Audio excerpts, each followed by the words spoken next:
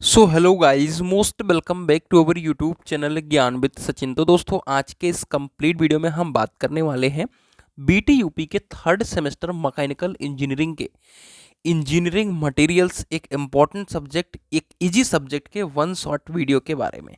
जैसा कि आप लोगों से मैंने प्रॉमिस किया था, इसका महामैराथन सेशन लेंगे, वन शॉर्ट वीडियो कराएंगे इंजीनियरिंग मटेरियल्स के।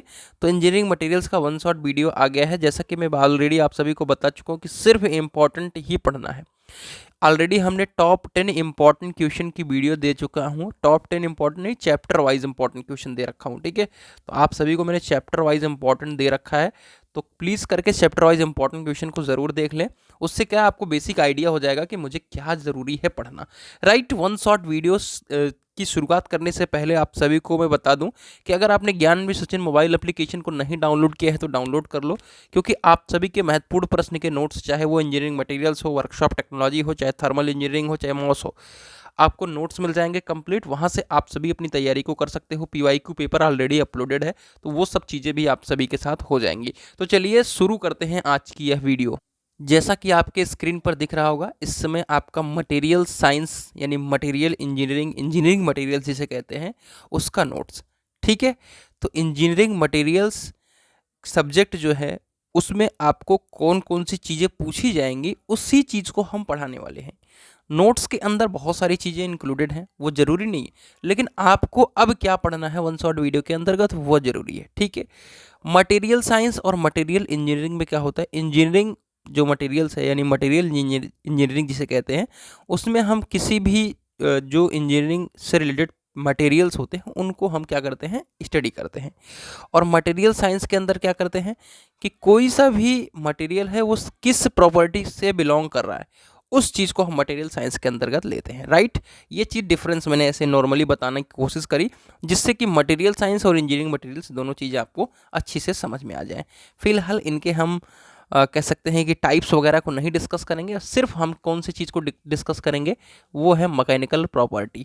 क्यों मैकेनिकल प्रॉपर्टी को डिस्कस करना है भैया, लिख देता हूँ यहाँ पे, ये मोस्ट इंपॉर्टेंट है भैया। कोई सा ना कोई मैकेनिकल प्रॉपर्टी पूछा ही जाता है हमेशा, चाहे वो 2 नंबर में पूछ ले, चाहे वो 5 नंबर में पूछ ले, लेकिन मैकेनिकल प्रॉपर्टी लेना ही लेना है उसको अपने अंदर, ठीक है। तो क्यों ना मैकेनिकल प्रॉपर्टी को हम समझ ले। मैकेनिकल प्रॉपर्टी क्या है, पदार्थ की उन विशेषताओं को मैकेनिकल प्रॉपर्टी यानी मैकेनिकल गुण कहते हैं, जो बाह्य बल लगाने पर पदार्थ द्वारा प्रदर्शित होते हैं। कोई सा भी मटेरियल है, उसकी बॉडी पे हम कोई सा फोर्स अप्लाई कर रहे हैं, उससे जो उसकी प्रॉपर्टी में बदलाव होगा या जो भी उस पर रिएक्शंस होंगे, उस चीज़ को ही हम मैकेनिकल प्रॉपर्टी बता रहे हैं। राइट, तो पहला हमारा क्या है, इलास्टिसिटी। इलास्टिसिटी का मतलब है कि प्रत्यास्थता, ठीक है। कोई सा भी बॉडी है, ठीक है, उस पर हमने क्या लगाया, फोर्स अप्लाई कर दिया, ठीक है। किसी बॉडी पे हमने क्या किया, फोर्स अप्लाई कर दिया, ठीक है। तो उसके क्या होगा, आकार में, उसके आकार में हो सकता है कि बढ़ोतरी हो जाए, गढ़ोतरी हो जाए, ठीक है। उसके आकार में परिवर्तन हो गया, और जैसे ही हमने इस फोर्स को हटा लिया, फिर से वह अपनी प्रारंभिक अवस्था में आ गया। तो इसी गुण को क्या कहते हैं, इलास्टिसिटी। समझ में आ गया। किसी भी वस्तु पर हमने बल लगाया, बल लगाया तो उसकी वस्तु में हो सकता है कि परिवर्तन हो जाए, बहुत सारे केस में नहीं हो सकता, उसको एग्जाम्पल में नहीं ले रहे। हमने बल लगाया, उस वस्तु के शेप एंड साइज में कुछ ना कुछ डिफ्लेक्शन हुआ, और जैसे ही हमने बल हटाया, वो शेप एंड साइज अपने पुराने वाले में आ गया, उसी को हम इलास्टिसिटी कहते हैं। आइए, अब बहुत सारी चीज़ें इसमें पढ़नी है आपको। स्ट्रेस, ठीक है, बाह्य बल द्वारा किसी पदार्थ में इकाई क्षेत्रफल पर उत्पन्न आंतरिक प्रतिरोध को हम क्या कहते हैं, प्रतिबल, ठीक है। P बराबर F/A, ठीक है। कोई सा भी इकाई सेक्शन एरिया है, ठीक है, उस पर हमने क्या लगाया, आपका आंतरिक प्रतिरोध यानी बल लगाया, ठीक है। उसी को क्या कहते हैं, हम प्रतिबल कहते हैं, ठीक है। राइट, चलो, तो प्रतिबल मुझे लगता है समझ में आ गया। आगे बढ़ते हैं, जैसा कि यहाँ पर लिखा हुआ होगा। अब टेंसाइल स्ट्रेस है, तो कोई सी भी मान लो कोई भी बॉडी है, ठीक है, तो उस पर हमें क्या कर रहे हैं, इस तरीके से बल लगा रहे हैं कि उसकी डायमेंशन में बढ़ोतरी हो रही, ठीक है। राइट, इस यहाँ पे आपने फोर्स अप्लाई करा, तो यहाँ पे इसके डायमेंशन में चेंजेस आ रहे हैं, ठीक है, ठीक। राइट, तो इसी चीज़ को हम क्या कह रहे हैं, आपका टेंसाइल स्ट्रेस, यानी उसमें क्या डायमेंशन में क्या हो रहा है, तन रहा है, बढ़ रहा है उसकी डायमेंशन, ठीक है। तो इसको हम टेंसाइल स्ट्रेस का नाम दे रहे हैं। कंप्रेसिव स्ट्रेस में क्या हो रहा है कि हमारी बॉडी क्या हो रही है, कंप्रेस हो रही है, ठीक है, उसकी डायमेंशन में कमी आ रही है, ठीक है। तो इस प्रकार को कंप्रेसिव स्ट्रेस कह रहे हैं। और शियर स्ट्रेस में क्या होता है कि इसके सरफेस पे हम क्या करते हैं कि जिससे सरफेस, जैसे यहाँ पे हमने फोर्स अप्लाई करा, ठीक है, इधर की तरफ ये खींच गई और इधर की तरफ हमने अप्लाई किया तो इधर की तरफ खींच गई, ठीक है। तो इसे हम क्या कह रहे हैं, शियर स्ट्रेस का नाम दे रहे हैं, राइट। इससे आपका कुछ भी नहीं होने वाला है। चलिए स्ट्रेन की भी परिभाषा को लगे हाथ हम देख ले रहे हैं। स्ट्रेन क्या है, किसी भी पदार्थ है, ठीक है, उस पर हमने अगर फोर्स अप्लाई किया तो उसकी डायमेंशन में जो चेंजेस आ रहे हैं, उसकी चेंज आने की दर को हम क्या कहते हैं, विकृति कहते हैं, ठीक है। जैसे कोई सा भी चीज़ है, जैसे इस पर आपने फोर्स अप्लाई करा, ठीक है, तो क्या हुआ, पहले इसकी लेंथ एल थी और डेल्टा एल बढ़ गई, तो चेंज इन डायमेंशन, ठीक है। सपोज लिख देता हूँ डेल्टा एल माइनस एल और टोटल लेंथ मान लो आपकी एल हो, ठीक है, तो एल मान लो। तो इस तरीके से हम स्ट्रेन को कैलकुलेट करते हैं। बाकी ये जानने वाली चीज़ है, बाकी इसमें कोई दिक्कत आने वाली नहीं है, इससे कुछ मतलब नहीं निकलने वाला है, राइट।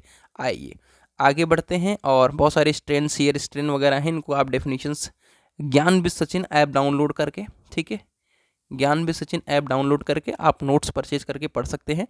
लेकिन मैकेनिकल प्रॉपर्टी में पहला इलास्टिसिटी आ गया, अब जैसे दूसरा प्लास्टिसिटी पूछेगा। प्लास्टिसिटी क्या है, किसी भी पदार्थ में इलास्टिक की सीमा से अधिक बल या दाब लगाने पर बिना टूटे परमानेंट डिफॉर्मेशन को हम प्लास्टिसिटी कहते हैं। फिर से समझाने की कोशिश करूंगा।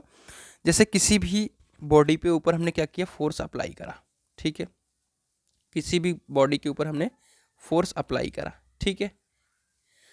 अब क्या हुआ कि फोर्स अप्लाई किया, इलास्टिसिटी की सीमा, यानी अगर हम फोर्स हटा लेते तो क्या होता कि वो फिर से आ जा रहा है उसी अवस्था में। अब क्या हुआ कि हम इलास्टिसिटी की सीमा से अधिक बल लगा दिया, यानी अब वो अपने शेप एंड साइज में नहीं आ सकता, ठीक है।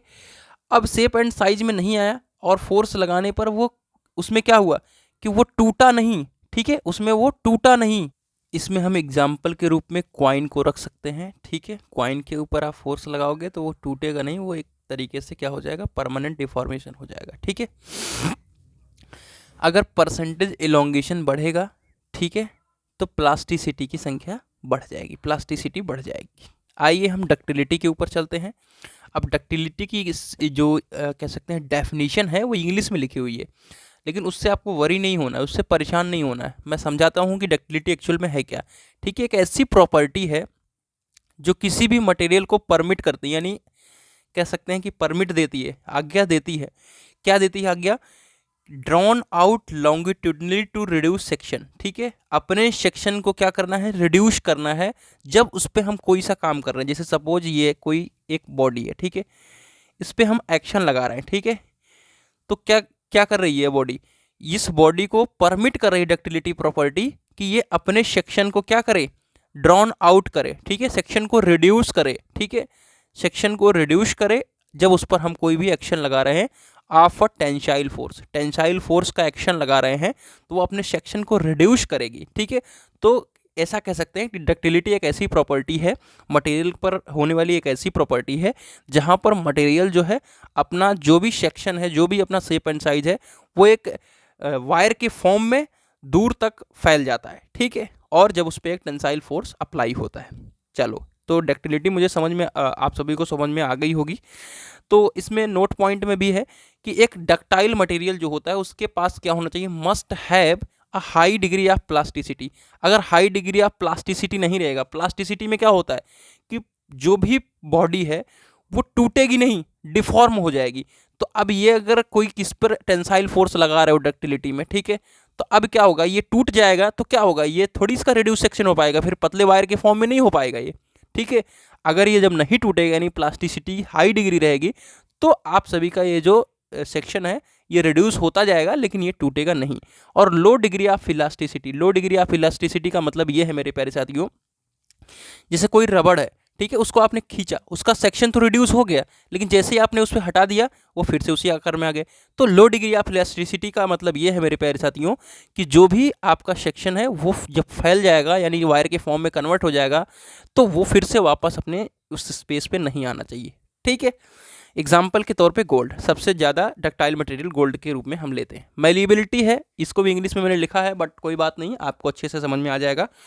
It is the property of material, यह ऐसा प्रॉपर्टी है मटेरियल का जो परमिट करता है material to extended in all direction without rupture. ठीक है, मैलिएबल का मतलब क्या होता है, एक डक्टिलिटी से ये कह सकते हैं, इसको रिलेट कर सकते हैं। डक्टिलिटी से रिलेट करने का मतलब ये होता है कि अगर कोई सा भी जो भी मटेरियल है वो ज़्यादा मैलिएबल है, ठीक है, मैलिएबल होने का मतलब ये है कि अगर उस पर आप फोर्स लगा रहे हो, उस पर फोर्स अप्लाई कर रहे हो, तो वो डिफरेंट एरिया में क्या हो जाएगा। जैसे सपोज ये बॉडी है, ठीक है, इस पर हमने क्या किया, फोर्स लगाया, अप्लाई करा, तो ये एक डिफरेंट मतलब डायरेक्शन में, यानी चारों तरफ डायरेक्शन में फैल जाएगा। ठीक है, लेकिन ये क्या होगा, टूटेगा नहीं, रप्चर नहीं होगा। तो कोई सी भी प्रॉपर्टी मैलिएबल के अंदर, कोई सी भी बॉडी मैलिएबल के अंदर क्या होती है कि उस पर हमने फोर्स अप्लाई करा तो वो चारों डायरेक्शन में फैल जाएगी। ठीक है, चारों डायरेक्शन का मतलब सभी डायरेक्शन में फैल जाएगी बिना टूटे हुए, ठीक है, विदाउट रप्चर। तो इस प्रॉपर्टी को हम कहते हैं मैलिएबल होने की प्रॉपर्टी। इसमें भी गोल्ड हम रखते हैं और इसमें भी हाई डिग्री प्लास्टिसिटी की ज़रूरत पड़ती है। हार्डनेस क्या है, हार्डनेस कोई किसी भी कह सकते हैं मटेरियल की एक ऐसी प्रॉपर्टी है जो इंडेंटेशन, ठीक है, और सरफेस एब्रेशन मतलब खुरचने का, घिसने का विरोध करती है। ठीक है, it is ability of material to resist, मतलब विरोध करती है इंडेंटेशन और सरफेस एब्रेशन, मतलब सरफेस पे अगर हम खुरच रहे हैं या कुछ रगड़ रहे हैं, ठीक है, तो उसका वो विरोध करती है, इसे हम कहते हैं हार्डनेस। ठीक है, हार्डनेस टेस्ट कई तरीके से होता है, जैसे ब्रेनल हार्डनेस, रॉकवेल हार्डनेस, बिकर हार्डनेस। ठीक है, तो इनके सबके नंबर हैं। ठीक है, ब्रेनल हार्डनेस का नंबर है, जैसे कि इसका हर नंबर क्या होता है, 2p/πd -d √d² - d²। ठीक है, d² - d²। बाकी आपको यहाँ पे ऐसा कुछ भी लिखने की ज़रूरत नहीं है, आपको हार्डनेस के बारे में सिंपली बताना है और हार्डनेस टेस्ट के बारे में बताना है। आइए ब्रिटलनेस प्रॉपर्टी। ठीक है, ब्रिटलनेस क्या प्रॉपर्टी है, ब्रिटलनेस का मतलब होता है भंगुरता। इसको किससे ले सकते हो आप, एक चाक से ले सकते हो। ठीक है, चाक ने आपने देखा है, उस पर जैसे ही फोर्स लगाते हो क्या होता है, वो टूट जाता है। ठीक है, उसमें कुछ भी परिवर्तन नहीं होता है, बीच से क्या होता है, वो टूट जाता है। राइट, तो किसी पदार्थ का वह गुण जिससे वह बल लगाने पर बिना किसी विमीय परिवर्तन के टूट जाता है। ठीक है, किसी भी डायमेंशनल परिवर्तन हुए बिना वो क्या हो जाता है, टूट जाता है, उसे हम कहते हैं ब्रिटलनेस प्रॉपर्टी। राइट, तो ब्रिटलनेस प्रॉपर्टी आपको समझ में आ गई। आइए अगला जो प्रॉपर्टी है वो स्ट्रेंथ। स्ट्रेंथ का मतलब सामर्थ्य, क्षमता। The property enables material to resist fracture under load. ठीक है, कोई सा भी मटेरियल है, ठीक है, उस पर हमने क्या करा, लोड लगाया यानी फोर्स लगाया, तो वो रेजिस्ट करती है मटेरियल को। कब तक रेजिस्ट करेगी, अंडर फ्रैक्चर। ठीक है, फ्रैक्चर लोड के पहले तक रेजिस्ट करने की जो प्रॉपर्टी है उसको हम स्ट्रेंथ कहते हैं। राइट, आइए अब जो सबसे इंपॉर्टेंट है, पहला क्या था आपका इंपॉर्टेंट क्वेश्चन इसमें, पहले चैप्टर की बात कर रहा हूँ, फर्स्ट चैप्टर की बात कर रहा हूँ। ठीक है, पहला था कि मैकेनिकल प्रॉपर्टी। ठीक है, मैकेनिकल प्रॉपर्टी जो कि मैंने बता दिया। दूसरा क्या है मेरे प्यारे साथियों, स्ट्रेन स्ट्रेस डायग्राम। ठीक है, तो दो ही क्वेश्चन पूछे जाएंगे, इन दोनों क्वेश्चन को अच्छे से आप पढ़ लो। लास्ट ईयर मटेरियल साइंस में बहुत सारी चीज़ें कह सकते हैं कि सिलेबस से ज़्यादा पूछ लिया था, सिलेबस से बाहर चीज़ें को कवर कर लिया था, तो वहाँ पर दिक्कतें आप लोगों के लिए थोड़ी सी हो गई थी। आइए स्ट्रेस स्ट्रेन डायग्राम को समझते हैं। ए क्या है, एक प्रोपोर्शनल लिमिट है, बी क्या है, इलास्टिक लिमिट है। ठीक, अच्छा पहले ये चीज़ मैं समझाने की कोशिश कर रहा हूँ, ये स्ट्रेन स्ट्रेस डायग्राम है। ठीक है, ए क्या है आपका, क्या है, प्रोपोर्शनल लिमिट है, यानी यहाँ पे फोर्स अप्लाई हुआ और हटाओगे तो वो फिर से अपने शेप एंड साइज में आ जाएगा। बी क्या है, मतलब ए में क्या होता है कि डायरेक्टली प्रोपोर्शनल होता है। ठीक है, बी में क्या होता, मतलब वहाँ पे जब फोर्स अप्लाई करते हो तो वो नॉर्मल जैसे शेप में है वैसे ही रहता है। बी में क्या होता है, इलास्टिक लिमिट। इलास्टिक लिमिट का मतलब ये होता है कि उस पर फोर्स अप्लाई किया, फोर्स में कुछ ना कुछ डिफॉर्मेशन हुआ, लेकिन जैसे ही हटाया तो वो फिर से अपने शेप एंड साइज में आ गया, तो ये हो गया इलास्टिक लिमिट। सी हो गया अपर यील्ड पॉइंट और डी हो गया लोअर यील्ड पॉइंट। मतलब इसमें क्या होता है कि पहली बार डिफॉर्मेशन होने का पता चलता है कि अब बॉडी डिफॉर्म होना शुरू हो गई है। ठीक है, उसके बाद ई क्या है, अल्टीमेट स्ट्रेंथ, जैसा कि मैंने अभी ऊपर बताया, अंडर फ्रैक्चर लोड। ठीक है, और ये एफ क्या है, फ्रैक्चर पॉइंट। ठीक है, चलिए अब ये माइल्ड स्टील के लिए क्या है, स्ट्रेन स्ट्रेस डायग्राम है। इसमें आपको सारे पॉइंट को एक एक करके लिखना होता है, जैसा कि मैंने आप सभी को अभी एक एक पॉइंट करके बता दिया, उसे आप लिख लेना। ठीक है, यील्ड स्ट्रेंथ, जैसा कि मैंने बताया कि जिस पर पदार्थ में पहली बार परिवर्तन होने का पता चलता है। आपसे स्टिफनेस भी पूछ सकता है। स्टिफनेस क्या है, कि इस गुण के कारण पदार्थ प्रत्यास्थ विरूपण का विरोध करता है। स्टिफनेस को मैं समझाने की कोशिश कर रहा हूँ। जैसे कोई भी ये बॉडी है या आपका हाथ है, ठीक है, इस पर हमने क्या किया कि एक फोर्स अप्लाई किया, ठीक है। जब फोर्स अप्लाई किया तो इसके रिस्पॉन्स में ये बॉडी क्या है, टूटे ना, इसके रिस्पॉन्स में इधर से जब इसकी तरफ से, जैसे इस पर आपने फोर्स अप्लाई किया, अब जाहिर सी बात है इसे तोड़ने के लिए, तो ये बॉडी टूटे ना, इसके रजिस्ट में, इसके कंपेयर में इस बॉडी की तरफ से जो फोर्स अप्लाई हो रहा है, ठीक है, उसी को हम क्या कहते हैं, डिफॉर्मेशन से बचने के लिए जो फोर्स अप्लाई हो रहा है, ठीक है, उसी को कहते हैं स्टिफनेस प्रॉपर्टी कहते हैं। समझाने की कोशिश करूंगा। It stiffness is the extent to which an object resist deformation, ठीक है, डिफॉर्मेशन को रजिस्ट करने के लिए इस रिस्पॉन्स में, ठीक है, किसी भी बॉडी पे हमने लगा रहे फोर्स, उसके रिस्पॉन्स में उसको डिफेक्ट कर रहा है, ठीक है, डिफेंड कर रहा है, ठीक है, जो फोर्स अप्लाई कर रहे हैं उसी को हम स्टिफनेस प्रॉपर्टी कहते हैं, ठीक है।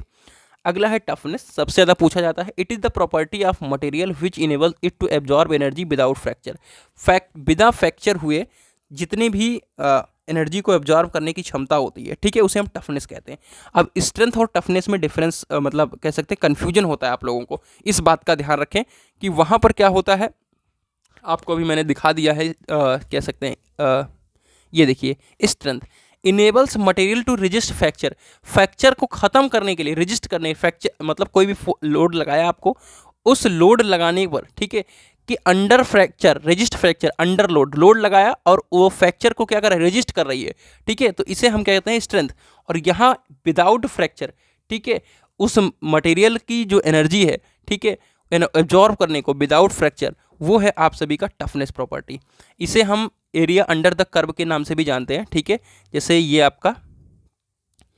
आपको टफनेस पूछ लिया ना, टफनेस, तो area under the fracture point, area under the fracture point, क्योंकि ये कर्व टाइप का है, तो area under the curve up to the fracture point is called the toughness, right. तो ये डेफिनेशन भी आप आराम से लिख पाओगे। क्रीप क्या है, उच्च ताप पर, ठीक है, हाई टेम्परेचर पर अधिक समय तक प्रतिबल या भार के द्वारा पदार्थ में परमानेंट डिफॉर्मेशन को क्रीप कहते हैं। कोई सा भी आपका बॉडी है, ठीक है, उस पर हम अधिक समय तक मतलब क्या है कि एक हाई टेम्परेचर पर लॉन्ग टाइम के लिए कांस्टेंट लोड अगर अप्लाई करते हैं, ठीक है, तो उससे जो परमानेंट डिफॉर्मेशन हो जाता है उसको हम कहते हैं क्रीप, राइट। आइए, फटीग में क्या होता है कि फटीग में होता है कि किसी भी वस्तु में लगने वाले प्रतिबल में लगातार परिवर्तन करें, ठीक है, एक साइक्लिक लोडिंग इसे कहते हैं।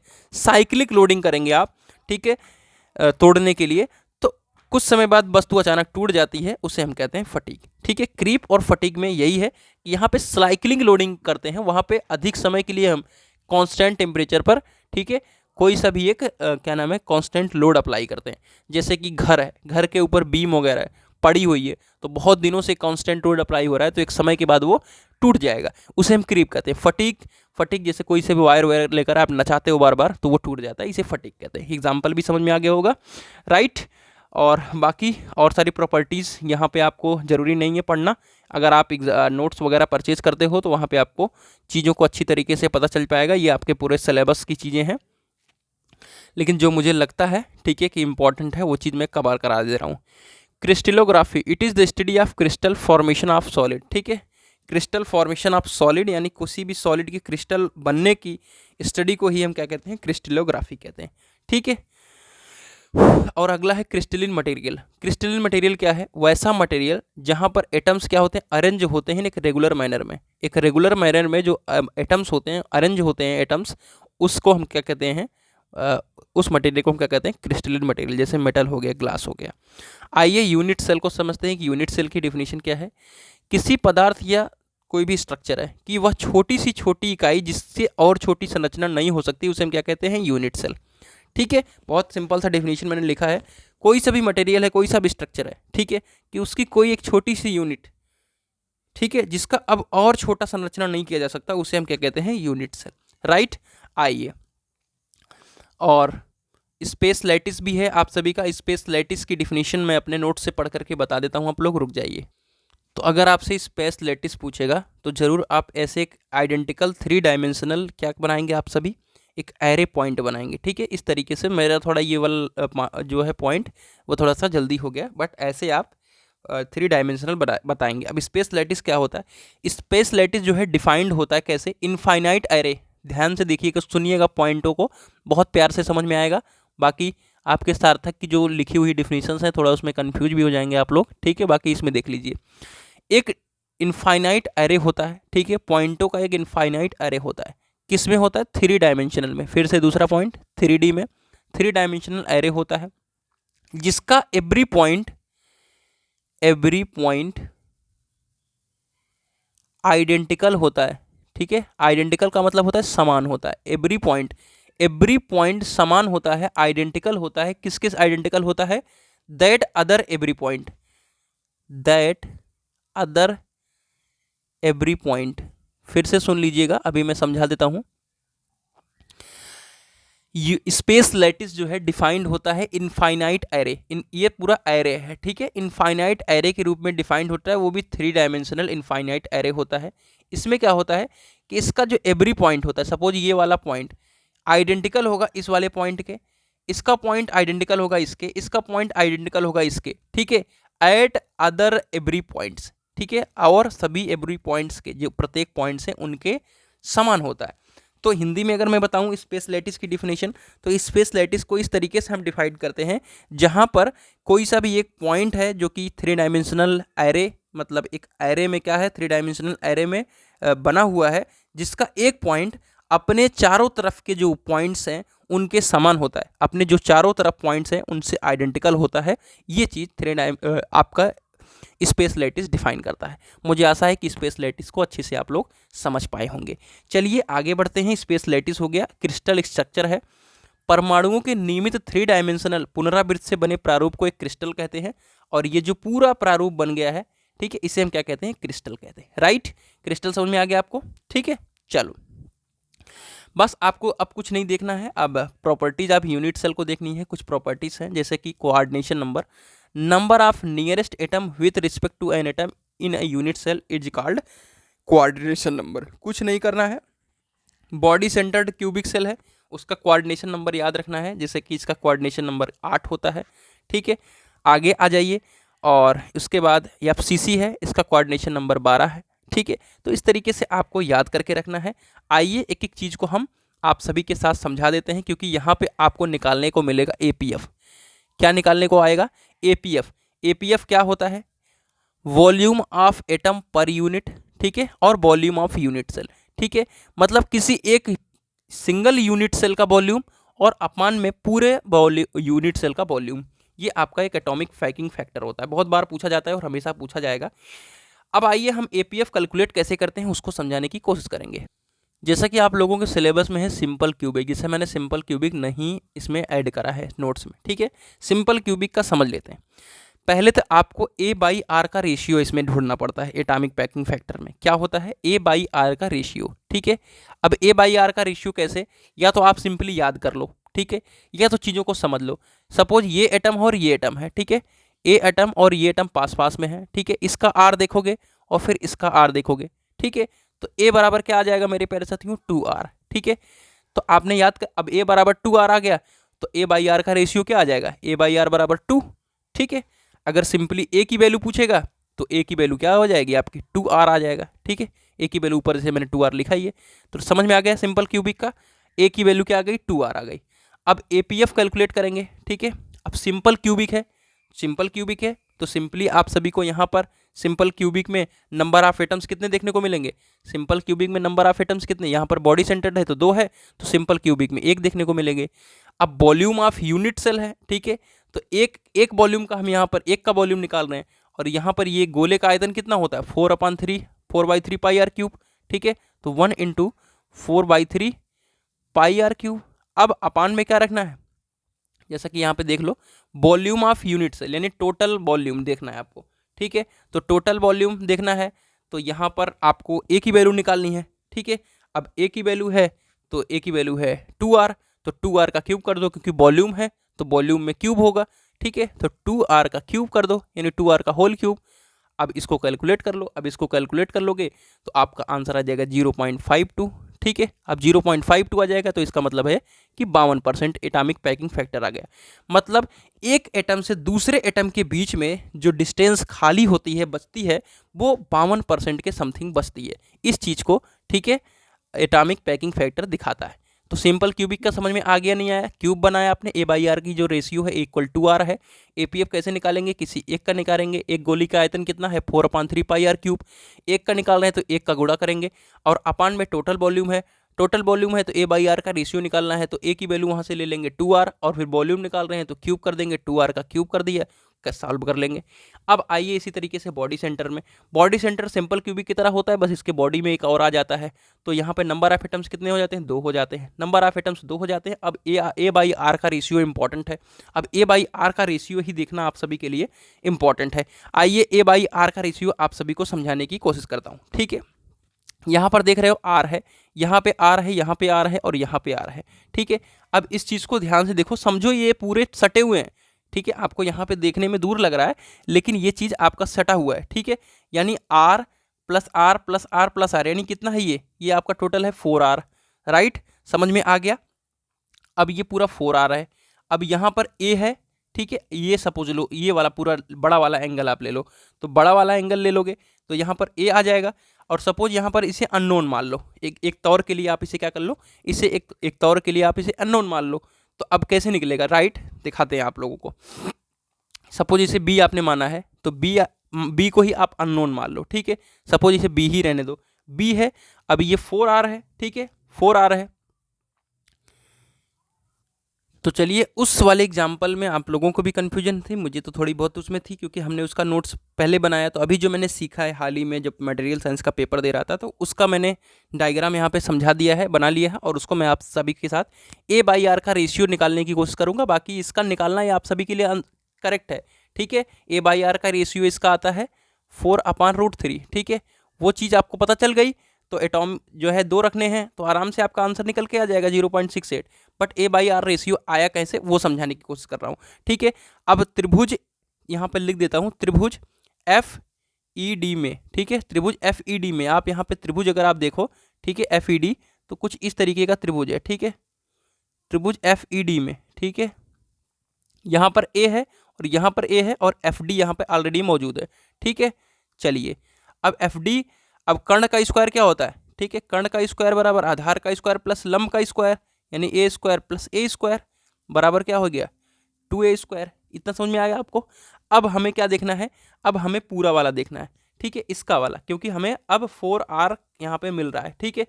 अब जब पूरा आप देखोगे, इसकी वैल्यू तो मुझे मिल गई, एफ डी स्क्वायर की वैल्यू यानी 2a स्क्वायर मिल गई है, राइट।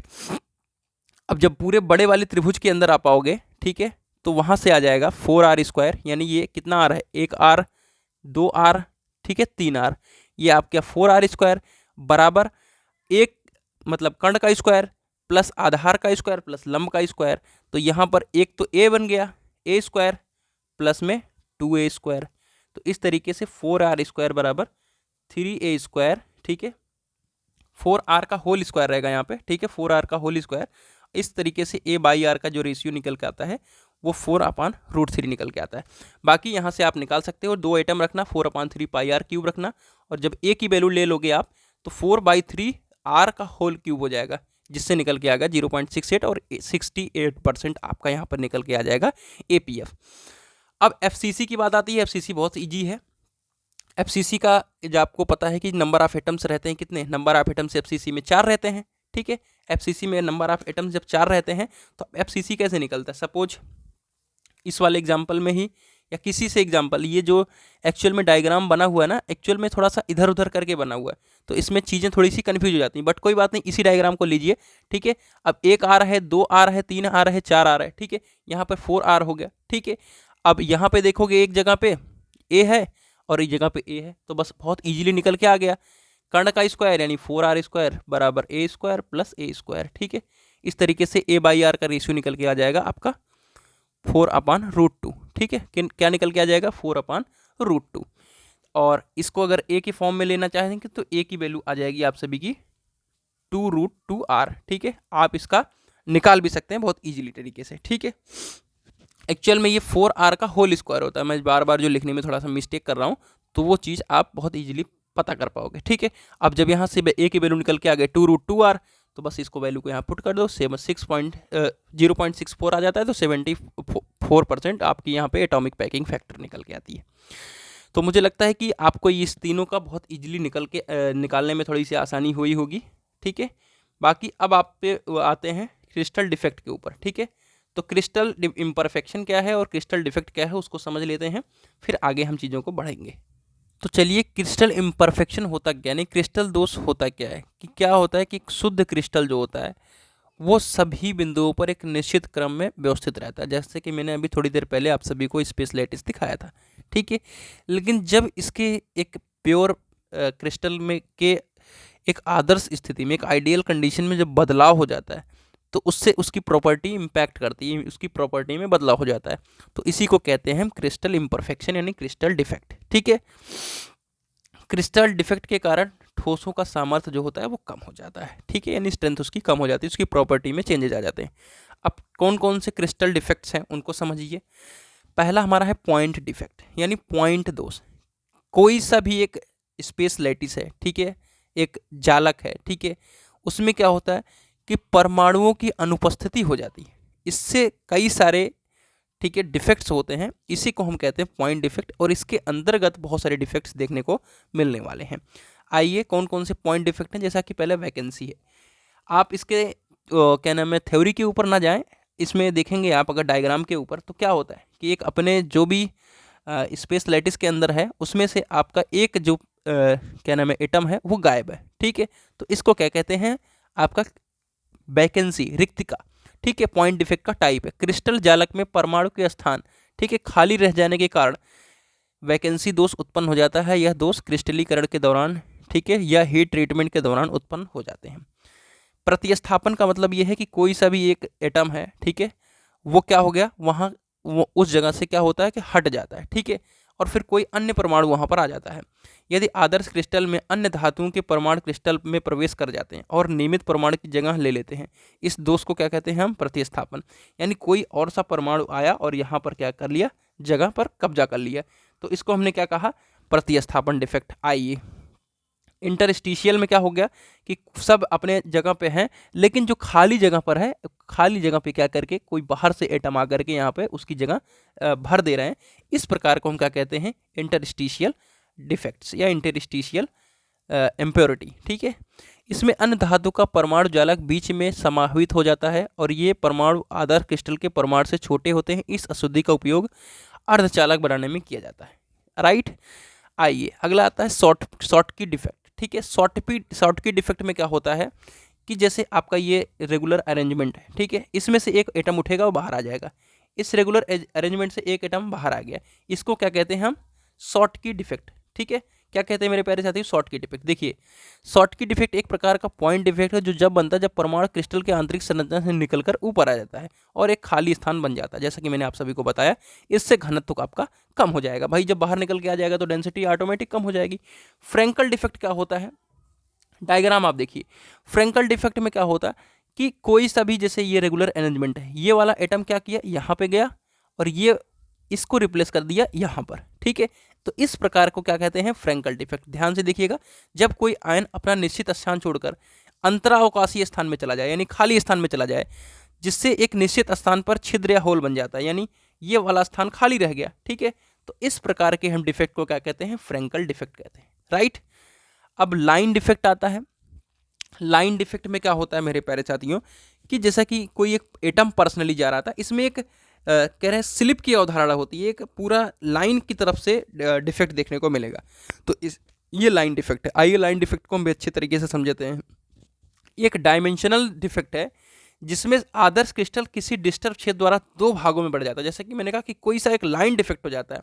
विस्थापन दोष स्लिप की अवधारणा को समझाता है, जिससे धातु में प्लास्टिक डिफॉर्मेशन होता है। अब ये भी दो प्रकार के होता है, एक तो आपका सिरा और एक सरफेस। एक में तो सिरा, इसमें सिरा चला जाता है, ठीक है, और एक में तो सरफेस का डिफॉर्मेशन होता है। ठीक है, तो इस तरीके के डिफॉर्मेशन को हम क्या कहते हैं, यानी डिफॉर्मेशन का मतलब डिफेक्ट को कहते हैं आपका, इस प्रकार के डिफेक्ट को हम लाइन डिफेक्ट कहते हैं। चलिए, तो ये चैप्टर हमारा समाप्त हुआ और सरफेस डिफेक्ट भी दिखा दिया गया है। या डिफेक्ट क्रिस्टल की सतह पर होती है। ठीक है, जैसा कि ट्विनिंग देखने को मिल रहा है, सरफेस में चीज़ें पूरी सी बदल जा रही हैं। इस दोष को ट्विन बाउंड्री या युग्मन भी पेयर भी कहते हैं। इस दोष में दोनों तरफ एक जैसी क्रिस्टल जालक बन जाती है। फिर बहुत सारे डिफॉर्मेशंस हैं, ठीक है, उसको आप देख सकते हो।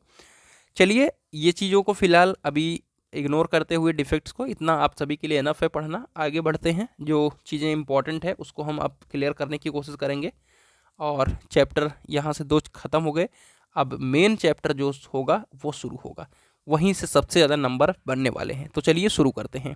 जो चैप्टर आपकी स्क्रीन पर दिख रहा है, चैप्टर नंबर 3 बहुत इंपॉर्टेंट चैप्टर है। ठीक है, इस चैप्टर को सबसे ज़्यादा फोकस करना है। पहला चैप्टर जो था, पहला चैप्टर से मैंने बताया कि आपको मैकेनिकल प्रॉपर्टी और आप सभी से दूसरी चीज़ क्या पूछ सकता है, स्ट्रेन स्ट्रेस डायग्राम पूछ सकता है। ठीक है, strain stress diagram for mild steel. ठीक है, यही 2 क्वेश्चन आपके एग्जाम में आएगा। दूसरे चैप्टर से काफ़ी चीज़ें बनने वाली हैं, बट छोटी छोटी डिग्री है, छोटी छोटी चीज़ें जैसे एटॉमिक पैकिंग फैक्टर है, डिफेक्ट के बारे में पूछ लेगा और आपसे स्पेस लैटिस वगैरह के डेफिनेशन वगैरह पूछ लेगा। बस इससे ज़्यादा कुछ नहीं पूछता, लेकिन यहाँ से बढ़िया बढ़िया क्वेश्चन बनते हैं और 2 क्वेश्चन फिक्स हैं और मैं भी बता दूंगा कि कल कौन सा क्वेश्चन फिक्स आने वाला है। ठीक है, तो चलिए शुरू करते हैं आज का यह वीडियो और आप सभी बढ़िया से देख लीजिए। धातु का वह रूप जिसका मूल अंश या मूल धातु लोहा होता है उसे हम कहते हैं फेरस मेटल, यानी इसका बेस मेटल जो होता है वो आयरन होता है, इसे हम फेरस मेटल कहते हैं। ठीक है, इसका क्लासिफिकेशन है, अगर आप देखेंगे तो इसको हम शुरू में 4 भागों में बांट रहे हैं, pig iron, cast iron, wrought iron और स्टील। ठीक है, grey cast iron, white cast iron, nodular cast iron, malleable cast iron. ठीक है, फिर एलॉय कास्ट आयरन। स्टील को भी 2 तरीके से है, कास्ट स्टील, रॉट स्टील। फिर कार्बन स्टील और एलॉय स्टील में कार्बन में low carbon, medium carbon, high carbon steel, इस तरीके से हम डिवाइड करते हैं। राइट, जो काफ़ी इंपॉर्टेंट है, source of iron ores and place of availability, इस बार पूछे जाने की थोड़ी उम्मीद है। आइए देखते हैं। पहला हमारा कई प्रकार का सोर्स है ओर का। ओर का मतलब अयस्क। ठीक है, कौन कौन से सोर्स हैं आयरन के ओर्स के? पहला हीमेटाइट। हीमेटाइट का जो रासायनिक सूत्र है वो क्या है, ध्यान दीजिएगा। हीमेटाइट का रासायनिक सूत्र है Fe2O3। ठीक है, इस अयस्क में लोहा प्रचुर मात्रा में पाया जाता है, यह लाल रंग का होता है और इसमें 60 से 70% तक लोहा पाया जाता है। पहला कौन सा अयस्क आपका था, हीमेटाइट, याद हो गया। आइए, दूसरा है सीडेराइट। कौन सा है मेरे प्यारे साथियों, सीडेराइट। इसका सूत्र है FeCO3। ठीक है, इसमें आयरन कार्बन, इसे आयरन कार्बन भी कहते हैं, इसमें 10 से 48% तक लोहा होता है और ये भूरे रंग का होता है, सीडेराइट। अगला है लिमोनाइट, 3Fe2O3 × 3H2O। ठीक है, इसमें लोहा जो होता है 30 से 50% तक पाया जाता है और यह पीलापन इसका रंग होता है। ठीक है, अगला क्या है, मैग्नेटाइट। ठीक है, मैग्नेटाइट का जो रासायनिक सूत्र है Fe3O4, यह गहरे भूरे रंग का होता है। ठीक है, और काले रंग का भी होता है। इसे काला अयस्क भी कहते हैं और लोहे की जो प्रतिशत मात्रा वो 60 से 72% होती है। आयरन पाइराइट, इसका रासायनिक सूत्र Fe2 है, 74% भाग हेमेटाइट ऑफ टोटल ओर्स होता है। ठीक है, इसका जो 74% भाग है उस टोटल ओर्स का वो हीमेटाइट होता है, आयरन पाइराइट का। टाइप्स ऑफ आयरन है, बहुत सारे टाइप के आयरन है, पिग आयरन है, बहुत सारी चीज़ें हैं। तो मैं देख लेता हूँ कि कौन सा इंपॉर्टेंट क्वेश्चन है आयरन में, वो चीज़ पढ़ा देता हूँ बस। जो 2025 के लिए इंपॉर्टेंट चीज़ था वो ओर्स था, पहला नंबर। दूसरा नंबर था आप सभी का कास्ट आयरन। तो पिग आयरन क्या है, it is the impure and crude, मतलब ये क्या होता है कि सबसे पहला वाला फॉर्म होता है आपका आयरन का। ठीक है, ओर्स का, जिसे हम क्या कहते हैं, रॉ मटेरियल भी कहते हैं, जो कि हमें बहुत सारे आयरन प्रोडक्ट को देता है। ठीक है, अब इसको हम क्या करेंगे, आयरन ओर को, ठीक है, कोक और लाइम स्टोन के साथ मिलाएंगे एयर ब्लास्ट के साथ, ब्लास्ट फर्नेस के अंदर। ठीक है, और फिर वहाँ से पिग आयरन आपका प्राप्त करते हैं। दूसरा नंबर है wrought iron, 99% purest form of iron. ठीक है, पिग आयरन को हम पडलिंग फर्नेस में रखेंगे और उससे हमें रॉट आयरन मिलता है। परसेंटेज कंपोजिशन आपको खुद से देख लेना है और याद कर लेना है। प्रॉपर्टीज ऑफ रॉट आयरन, क्या क्या प्रॉपर्टी होती है रॉट आयरन की, उसको समझ लीजिए। इसकी प्रॉपर्टी है कि ये गुड डक्टिलिटी है, इसमें फोर्जेबिलिटी भी अच्छी है, बेल्डेबिलिटी अच्छी है। ठीक है, कोरोजन गुड रेजिस्टेंस है और कास्टिंग थोड़ा सा इसमें दिक्कत है। फटीग रेजिस्टेंस भी अच्छा है, टेंसाइल भी काम भर का अच्छा है और इसको हम हीट ट्रीटमेंट नहीं कर सकते। एप्लीकेशन है water pipe, chain, rivet, railway coupling इत्यादि। आइए, सबसे बढ़िया आयरन जो है कास्ट आयरन, और इस बार इस पूछे जाने की भी काफ़ी उम्मीदें हैं। ठीक है, इसमें क्या होता है, गुड फ्लूइडिटी, मतलब इसमें डक्टिलिटी भी अच्छी होती है। इसको हम क्या करते हैं, मोल्टन स्टेट में लेकर डिफरेंट डिफरेंट कह सकते हैं इक्विपमेंट्स को बनाते हैं। ठीक है, इसको हम क्या करेंगे, मोल्टन स्टेट में, which make suitable for casting, यानी कास्टिंग करके बहुत सारी चीज़ों को हम बनाते हैं। कास्ट आयरन की प्रॉपर्टीज़, इसकी कॉस्ट लो होती है और इसका मेल्टिंग पॉइंट काफ़ी अच्छा है, 1100 से 1200 सेंटीग्रेड। कास्टिंग प्रॉपर्टी बहुत अच्छी होती है, फ्लूइडिटी भी अच्छी है, और इल्ड स्ट्रेंथ भी अच्छा है, कंप्रेसिव स्ट्रेंथ भी अच्छी है, और इसको हम डैम्पिंग के लिए यूज करते हैं, जो कि सबसे इंपॉर्टेंट चीज़ है, कि ये मोस्ट इंपॉर्टेंट है कि इसको हम डैम्पिंग के लिए यूज करते हैं। ग्रे कास्ट आयरन आप सभी के सामने है, काफ़ी इंपॉर्टेंट है। टाइप्स ऑफ कास्ट आयरन जैसे कि पूछ सकता है आपसे। ठीक है, ग्रे कास्ट आयरन भी पूछ सकता है। ठीक है, कार्बन की परसेंटेज आप देख सकते हो 2.5 से 3.8% होता है, और सिलिका के साथ इसको मिलाते हैं, मैग्नीज भी रखते हैं, फास्फोरस, सल्फर। ठीक है, ग्रेफाइट की उपस्थिति के कारण यह भूरे रंग का होता है, और इसकी मेल्टिंग पॉइंट क्या होती है, लो होती है, 1130 से 1250 होता है। इसकी टेंसाइल स्ट्रेंथ भी लो होती है, हाई कंप्रेसिव स्ट्रेंथ होती है, कोरोजन स्ट्रेंथ भी अच्छा होता है, फ्लूइडिटी भी अच्छी है, मशीनेबिलिटी अच्छी है, और इसको भी डैम्पिंग के लिए यूज किया जाता है क्योंकि कास्ट आयरन है। ठीक है, यूजेस कहाँ कहाँ पे हैं, मशीन के बेड फ्रेम पार्ट्स बनाने में, इंजन की block, cylinder, piston, ring, head आदि बनाने में, गैस व पानी के पाइपों में, और मैन होल के ढक्कन बनाने में इसका यूज किया जाता है। इस तरीके से बहुत सारे कास्ट आयरन हैं, उनको आप अच्छी तरीके से पढ़ सकते हो। उसके बाद हम नोड्यूलर कास्ट आयरन भी पूछ लेता है, तो इसका भी कंपोजिशन बता देता हूँ। नोड्यूलर कास्ट आयरन में कार्बन 3.2 से 4.2, सिलिकॉन भी यूज करते हैं 1.1 से 3.5, 0.3 से 0.8, फास्फोरस 0.0108, और सल्फर 0.2। ठीक है, इसमें ग्रेफाइट गोल गोल कड़ों में पाया जाता है, या डक्टाइल है, हार्ड है, टफ होता है, और इसे डैम्पिंग के लिए यूज किया जाता है। बियर रेजिस्टेंस भी अच्छा होता है। कागज़ के उद्योग में, कृषि उपकरण में, पंप एवं कंप्रेसर में, रोलिंग मिल में, वॉल फिटिंग में। ठीक है, मैं कहता हूँ कि सारी चीज़ों को अगर आपको पढ़ना है तो ज्ञान विद सचिन ऐप डाउनलोड कर लो। ठीक है, ज्ञान विद सचिन ऐप डाउनलोड करो, और कंप्लीट नोट्स को आप लेकर के अपनी तैयारी को बहुत इजी वे में कंप्लीट कर सकते हो। ठीक है, चलिए अब इम्पॉर्टेंट क्वेश्चन अपना अगला रहेगा, वो रहेगा स्टील के बारे में। ठीक है, स्टील काफ़ी इम्पॉर्टेंट है। आइए, ठीक है, स्टील आ गया। कार्बन की परसेंटेज की मात्रा के आधार पर जिन लौह प्रतिशत की मात्रा 2% से कम होती है उन्हें क्या कहते हैं, स्टील कहते हैं, यानी आयरन और कार्बन। ठीक है, यानी लोहे में जो कार्बन की परसेंटेज अगर 2 से कम होगी तो उसी चीज़ को हम कहते हैं स्टील। ठीक है, मूल रूप से आयरन और कार्बन का मिश्र धातु होता है स्टील। इस स्टील में कार्बन Fe3C के रूप में होता है। सामान्यतः इस्पात कच्चा लोहा एवं पिटवा लोहा से बनाया जाता है। ठीक है, जब कार्बन की संख्या जो परसेंटेज है 6% है तो उसे हम कार्बन सीमेंटाइट Fe3C कहते हैं। ठीक है, flow diagram of production of steel पूछा गया था लास्ट ईयर, इस बार भी पूछा जा सकता है। क्या हो सकता है कि प्रोडक्शन स्टील का फ्लो डायग्राम।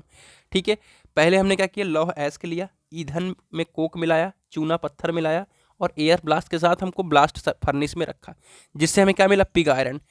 अब क्या किया, पिग आयरन का एलडी प्रोसेस करा, फिर एलडी प्रोसेस से क्या मिला, हमें स्टील मिला। ठीक है, यहां तक तो पहले ही था पिग आयरन वाला, लेकिन इसमें एलडी प्रोसेस कर दिया और स्टील मिल गया। आइए, जनरल प्रॉपर्टी ऑफ स्टील, यानी स्टील की कौन कौन सी जनरल प्रॉपर्टीज हैं उनको हम अच्छी तरीके से समझ लेते हैं।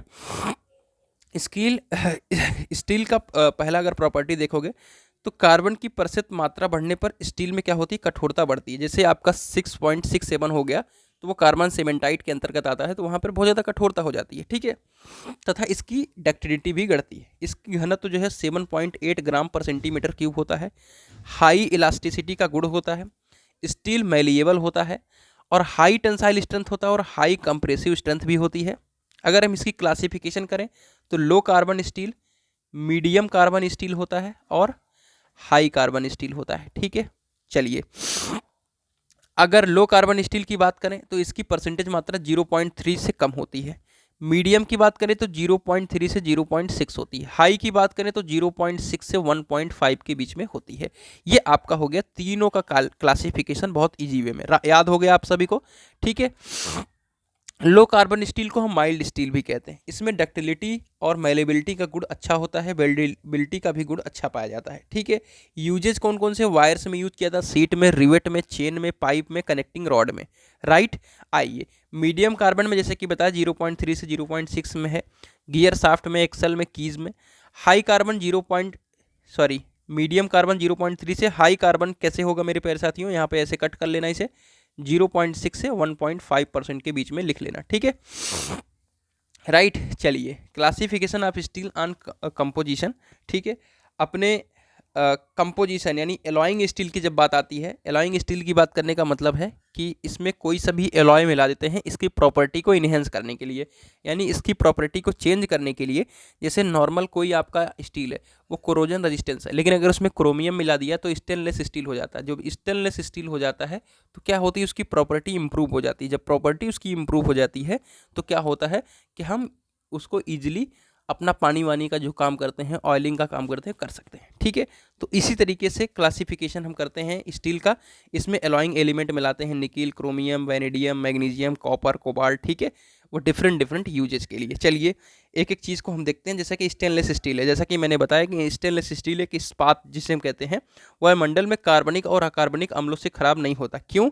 क्योंकि इस अधिक ताप भी सकता है। और यह गुण किसमें क्यों मिलता है? ये क्रोमियम मिलाने से। क्रोमियम कितना 10 से 15%, कहीं कहीं 15 से 20% भी लिखा रहता है, और निकिल 8 से 10%, बाकी सब स्टील रहता है। बर्तन बनाने में, ऑटोमोबाइल इंडस्ट्री में यूज किया जाता है। हाई स्पीड स्टील जो होता है यह हाई टेम्परेचर को सहता है और अपनी कठोरता को बनाए रखता है, ठीक है। अब हाई स्पीड स्टील में क्या होता है कि टूल के रूप में भी यूज किया जा सकता है, ठीक है। और ये झटका भी यानी वियर भी रजिस्टर करता है, यानी अगर कोई भी टूल काम कर रहा है, जब काम करता है तो उसमें बहुत ज़्यादा हीट निकलेगी, तो उसको सहना यानी उस पर एज वगैरह ना जाए, इसलिए इसे हाई स्पीड स्टील का जो कह सकते हैं प्रॉपर्टी है वो आपका उच्च ताप बनाए रखना होता है। अगर हम एलॉइंग एलिमेंट्स की बात करें, जैसे क्रोमियम मिला दिया, क्रोमियम मिलाने से क्या होता है कि इसकी उच्च ताप सहने की क्षमता बढ़ जाती है और संक्षारण प्रतिरोध जो मेन काम है वो, और घर्षण प्रतिरोध भी बढ़ जाता है। निकिल अगर मिला दोगे तो कोरोजन रेजिस्टेंस बढ़ जाएगा, यानी वहाँ पे कोरोजन रेजिस्टेंस यानी संक्षारण उसका नहीं होगा, और डैम्पिंग और टफनेस की भी प्रॉपर्टी बढ़ जाती है, ठीक है। अगर कोबाल्ट मिला दोगे तो उच्च ताप पर कठोरता बनाए रखने या झटका सहने की जो है सामर्थ्य बढ़ जाती है, जैसे कि आपके टूल वगैरह में कोबाल्ट ही मिलाते हैं। मैग्नीज बढ़ाओगे, हार्डनेस भी बढ़ जाएगी, डक्टिलिटी कम हो जाएगी और बिल्डेबिलिटी कम हो जाएगी। टंगस्टन मिलाओगे, हार्डनेस बढ़ जाएगी, उच्च ताप पर सामर्थ्य भी अच्छा रहेगा, ठीक है। डिफरेंट एलॉइंग स्टील, जैसे कि निकिल स्टील जो है, निकिल इस्पात है जो है, उसमें क्या होता है कार्बन की परसेंटेज 0.35 से 0.45 है, और निकिल 3.2 से 3.6% है। टफनेस अधिक हो जाएगी, यह मजबूत भी होगा और अधिक क्या स्ट्रेंथ वाला हो जाएगा। यूजेस कहाँ हो रहे हैं, जैसे रेफ्रिजरेटर, कंप्रेसर, टरबाइन ब्लेड आदि बनाने में। अगला है टंगस्टन स्टील। यहाँ पर टंगस्टन 2%, क्रोमियम 1.7 और कार्बन 0.5। इससे क्या होता है, स्टील हार्ड हो जाता है, टफ हो जाता है, और हाई टेम्परेचर पर स्टील की कठोरता भी बनी रहती है। इसे कटिंग टूल के रूप में यूज किया जाता है। अगला है कोबाल्ट स्टील। कोबाल्ट में रक्त तप्त अवस्था में कठोरता बनाए रखता है, यानी इसको भी हम हाई स्पीड स्टूल टूल के रूप में यूज करते हैं, क्योंकि यहाँ पे टेम्परेचर काफ़ी अच्छा खासा मेंटेन रखता है कोबाल्ट, राइट। आइए, तो इतना आप सभी के लिए इनफ है। आइए अब चलते हैं हम non ferrous metal. Non ferrous metal में क्या होता है, जैसे कि वहाँ पे पता था कि आपका बेस मेटल जो है आयरन है, लेकिन यहाँ पे बेस मेटल आयरन नहीं होता है। यहाँ पर आयरन की मात्रा नहीं रहती, या रहती है तो नगण्य रहती है, मतलब आयरन यहाँ पर अवेलेबल नहीं है। लौह पदार्थों का उपयोग करके विभिन्न गुणों के कारण व्यापक तौर पर होता है, लेकिन लौह धातुओं का भार बहुत ज़्यादा होता है, लोहे का भार बहुत ज़्यादा है, और फिर इसमें संक्षारण की क्षमता भी बहुत ज़्यादा रहती है, ठीक है। तो इसके लिए हर जगह पर ये उपयुक्त नहीं है, ठीक है। तो ऐसे धातु जिनमें लोहा नहीं होता, या लोहा होता है तो अशुद्धि के रूप में बहुत कम होता है, उसे हम अलौह धातुएं या अलौह मिश्र धातुएं कहते हैं, ठीक है। इसका फार्मूला भी हमने लिखा है A to Z MgCSI CmSl, ठीक है। एल्यूमिनियम है, टिन है, जिंक है, मैग्नीशियम है, गोल्ड है, कॉपर है, सिल्वर है, लेड है। लेकिन आपको यहाँ पर क्या क्या याद करना है वही मैं आप सभी के साथ शेयर करने वाला हूँ। आपको पूरा दुनिया भर का चीज़ नहीं पढ़ना है, ठीक है। उसमें आपको एल्यूमिनियम और जिंक पढ़ना है। इस बार क्या पढ़ना है, एल्यूमिनियम और जिंक। सबसे ज़्यादा जो प्रोबेबिलिटी है इसी दोनों की है, तो एल्यूमिनियम और जिंक को पढ़ लेना है। आइए, प्रॉपर्टी कौन कौन सी है नॉन फेरस मेटल की उसको हम समझ लेते हैं। ये घनत्व जो होता है इनका निम्न हो जाता है, अर्थात भार में हल्का हो जाता है, क्योंकि लोहा बहुत ज़्यादा भारी था, इसके लिए हर जगह उपयुक्त नहीं था। इसकी इलेक्ट्रिकल और थर्मल प्रॉपर्टी भी अच्छी हो जाती है, कोरोजन रेजिस्टेंस भी रहता है, रोलिंग, फोर्जिंग और मशीनिंग आदि भी बहुत आसानी से हो जाता है, और डिफरेंट अच्छे अच्छे कलर को प्रदान करने के लिए इनका यूज किया जाता है। आइए, जो सबसे इंपॉर्टेंट है आप लोगों के लिए एल्यूमिनियम, ठीक है भैया, रट लो, लिख दे रहा हूँ, रट लो, ठीक है, रट लो, कल लिखना पड़ेगा इसको, नहीं लिखोगे 5 नंबर जाएंगे। एल्युमिनियम और जिंक रट लो। एल्युमिनियम का मुख्य अयस्क जो है बॉक्साइट है, ठीक है। एल्युमिनियम का जो मुख्य अयस्क है Al2O3 3s2O है। Flow diagram of aluminium, bauxite लिया और ड्रेसिंग करा, रिफाइनमेंट किया, फिर इलेक्ट्रोलाइसिस प्रक्रिया किया, एल्युमिनियम आपकी प्राप्त हो गई। इसको अगर आप बना देते हो एग्जामिनर के ऊपर बहुत ही अच्छा इंपैक्ट पड़ने वाला है। कौन कौन सी प्रॉपर्टीज होती हैं एल्युमिनियम की, ध्यान से देखिएगा। फिजिकल प्रॉपर्टी में आइए, एल्युमिनियम क्या होती है सफ़ेद धातु होती है। इसका घनत्व जो है 2.7 ग्राम पर सेंटीमीटर क्यूब है, यानी हल्की धातु है। मेल्टिंग टेम्परेचर 650 सेंटीग्रेड है। कंडक्टर बहुत अच्छा है। आइए मैकेनिकल प्रॉपर्टी देखें तो डक्टाइल भी है, माइलिएबल भी है। टेंसाइल स्ट्रेंथ लोहे से कम होती है। वेल्डेबिलिटी भी कर सकते हैं, फोर्जिंग भी कर सकते हैं, कास्टिंग भी कर सकते हैं। इलेक्ट्रिकल प्रॉपर्टी में गुड कंडक्टर है, मैग्नेटिक प्रॉपर्टी बहुत कम होती है।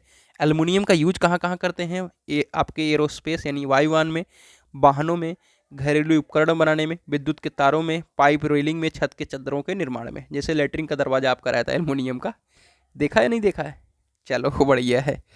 आइए जिंक के ऊपर आते हैं, ये भी बहुत ज़्यादा इंपॉर्टेंट है, ठीक है। जिंक रट लो भैया, रट लो जिंक चचा को। जिंक चचा कल तुम्हारे दिमाग में दिखेंगे, ठीक है। कॉपर भी इंपॉर्टेंट है, लेकिन जिंक चचा एल्युमिनियम चचा दोनों बहुत इंपॉर्टेंट है। जिंक का मुख्य अयस्क है जिंकाइट ZnO, कैलामाइन ZnCO3 और जिंक सल्फाइड ZnS, ठीक है। क्या क्या प्रॉपर्टी है जिंक की, फिजिकल प्रॉपर्टी में देखोगे तो यह नीलापन लिए हुए सफ़ेद धातु है। टेम्परेचर मेल्टिंग वाला जो होता है वो 419 होता है। उष्मा चालकता गुणांक 1.14 किलो जूल, ठीक है, आपका 1.14 होता है। मैकेनिकल एंड इलेक्ट्रिकल प्रॉपर्टी आप देखो, ये कोरोजन रेजिस्टेंस है, ऊष्मा और विद्युत का क्या है सुचालक है, डक्टिलिटी और मेलेबिलिटी का गुण अच्छा पाया जाता है। यूज कहाँ कहाँ है, संचारण से बचाने के लिए गैल्वेनाइजेशन प्रयोग किया जाता है, शुष्क सेल में, दवाइयों में, पेंट बनाने में और डाई कास्टिंग में। आइए तांबा के ऊपर चलते हैं। दोनों वाला 100% है, पूछा जाएगा, लेकिन बैकअप के तौर पे तांबा को हम पढ़ ले रहे हैं, राइट। तांबा भी आप सभी के लिए काफ़ी यूजफुल हो सकता है। तांबे का मुख्य अयस्क है क्यूपराइट, कैल्कोसाइट, मैलेकाइट, बोरनाइट और कॉपर पाइराइट। ज़्यादातर क्यूपराइट, कैल्कोसाइट, कॉपर पाइराइट याद रहता है, ठीक है। बाकी ये दोनों ऊपर वाले भूल जाते हैं। प्रॉपर्टी कौन कौन सी है कॉपर की, फिजिकल प्रॉपर्टी, ये लाल भूरे रंग का होता है। गलनांक बहुत ज़्यादा होता है 1083, घनत्व 8.93 होता है। ऊष्मा और विद्युत का सुचालक है, डक्टिलिटी भी है, मेलेबिलिटी है, कोरोजन रेजिस्टेंस होता है। यूज कहाँ किया जाता है, बिजली के तार बनाने में, हीट एक्सचेंजर में, घरेलू बर्तन में, मिश्र धातु में, रेफ्रिजरेटर में, ठीक है। इस पर सोल्डिंग ब्रेजिंग सब किया जा सकता है और फटीक रेजिस्टेंस भी होता है। कॉपर खत्म हो गए, आइए नॉन फेरस एलॉयज, ठीक है। नॉन फेरस एलॉयज आप नोट से खुद से पढ़ सकते हो, वन शॉट वीडियो में मैं कवर नहीं कराना चाहता, जब पूरा चैप्टर ही पढ़ा दे रहा हूँ आप सभी के लिए, ठीक है। तो क्या फ़ायदा है भैया, इंपॉर्टेंट जो मैं बताता हूँ क्या फ़ायदा है, बहुत सारी चीज़ें हैं आपको खुद से देखनी भी हैं, और बहुत ज़्यादा इंपॉर्टेंट जो चीज़ें हैं वही मैं अपने साथ आज के इस वीडियो में शेयर कर रहा हूँ। हो सकता है कि 2025 के लिए उतना कारगर नहीं साबित हो, बट 2024 के लिए तो, जो मतलब 2024 की मतलब एग्ज़ाम जो अगले साल होगा उसके लिए थोड़ा सा इधर उधर हो जाए, बट अभी के लिए तो बढ़िया है। बहुत सारे प्रॉपर्टीज़ हैं, इनको आपको खुद से देख लेना है। जितना मेरे से समझ में आ रहा है कि एग्ज़ाम में कल आएगा, उसको मैं समझी चीज़ों को कवर कराने की कोशिश कर रहा हूँ। भैया हीट ट्रीटमेंट तीसरे चैप्टर की तरह ही बहुत ज़्यादा इंपॉर्टेंट है, राइट। आइए हीट ट्रीटमेंट टॉपिक को हम समझते हैं। हीट ट्रीटमेंट क्या है, ठीक है। जैसे कोई भी आपका मेटल है, ठीक है, अब हम क्या करना चाह रहे हैं कि उसके स्ट्रेसेज, रेजिडुअल स्ट्रेसेज, उसकी केमिकल प्रॉपर्टी, उसकी डक्टिलिटी में सुधार करना चाहते हैं, उसकी हार्डनेस बढ़ाना चाहते हैं, उसकी हार्डनेस कम करना चाह रहे हैं, यानी उसकी प्रॉपर्टी को इन्हेंस करना चाह रहे हैं, ठीक है, यानी एक वांछित प्रॉपर्टी प्राप्त करना चाहते हैं। तो हम क्या करते हैं, हीट ट्रीटमेंट प्रक्रिया करते हैं, इसी को हम कहते हैं हीट ट्रीटमेंट। धातु या मिश्र धातु को ठोस अवस्था में नियंत्रित तापमान यानी हीटिंग करेंगे और फिर कूलिंग करके, ठीक है, उनमें गुणों में आवश्यक परिवर्तन लाने को हीट ट्रीटमेंट कहते हैं। तो कोई सा भी मेटल है, ठीक है, अब उसमें हमने क्या करा, उसको हमने कूल करा, उसको पहले हीट करा फिर कूल करा, फिर उससे क्या होगा कि हमें एक प्रॉपर्टी वहाँ से इन्हेंस होकर के मिलेगी, उसी को हम हीट ट्रीटमेंट कहते हैं। तो क्या क्या पर्पज़ होता है, बहुत ज़्यादा पूछा जाता है। धातुओं की मशीनेबिलिटी में सुधार करना, मैकेनिकल प्रॉपर्टी जैसे डक्टिलिटी, हार्डनेस, टफनेस आदि में सुधार करना, इंटरनल स्ट्रेसेज को दूर करना, रेजिडुअल स्ट्रेसेज को दूर करना, ठीक है, रेजिडुअल स्ट्रेसेज को दूर करना, ग्रेन्स के आकार में परिवर्तन करना, इलेक्ट्रिकल और मैग्नेटिक प्रॉपर्टी में सही करना, केमिकल स्ट्रक्चर में परिवर्तित करना। तो इस सब चीज़ें आपकी पर्पज हैं हीट ट्रीटमेंट की। आइए समझते हैं एनेलिंग प्रक्रिया क्या है, आपके जो सिलेबस में है पूछा जाएगा। एनेलिंग प्रक्रिया इंग्लिश में जो लिखा है उससे कुछ फर्क नहीं पड़ता, जो मैं चीज़ बताने की कोशिश कर रहा हूँ उसको समझो। स्टील को हम क्या करते हैं, ऑस्टेनाइट रेंज तक क्या करते हैं, गर्म करते हैं। पहला आपने पॉइंट याद कर लिया कि स्टील को हमने ऑस्टेनाइट रेंज तक गर्म किया। अब वो कौन सा टेम्परेचर है, 910 से 1400। गर्म करने के बाद हमने क्या किया कि जिस फर्नेस में गर्म किया, ध्यान से सुनना, स्टील को हमने ऑस्टेनाइट रेंज तक 910 से 1400 तक जो गर्म किया, उसी फर्नेस में उसको कूल करना है। और कूलिंग रेट क्या होगा, बहुत ही स्लो होगा, 200 अंश सेंटीग्रेड पर हावर, यानी 200 अंश सेंटीग्रेड एक हावर में ठंडा होगा। ये कूलिंग रेट है। इससे क्या मिलेगा, यूनिफॉर्मली यानी एक समान कोर्स मतलब बड़ा ग्रेन स्ट्रक्चर प्राप्त होगा, जैसे हम कोर्स परलाइट स्ट्रक्चर कहते हैं। तो एनीलिंग प्रक्रिया क्या है कि कोई सा भी मेटल है उसको हमने क्या किया, ऑस्टेनाइट रेंज तक गर्म करा, यानी 910 से 1400 अंश सेंटीग्रेड तक गर्म करा। फिर क्या करेंगे, उसी ही फर्नेस में हम उसे क्या करेंगे, कूल करेंगे। उसी फर्नेस में कूल कैसे करेंगे, कूलिंग रेट उसका कैसा होगा, बहुत स्लो होगा, 200 अंश सेंटीग्रेड पर हावर होगा। ठीक है, कूल कर दिया आप, उसके बाद उससे क्या होगा कि कोर्स परलाइट स्ट्रक्चर प्राप्त होगा। कोर्स परलाइट स्ट्रक्चर का मतलब है कि आपका यूनिफॉर्म होगा और वो बड़ा स्ट्रक्चर होगा, राइट।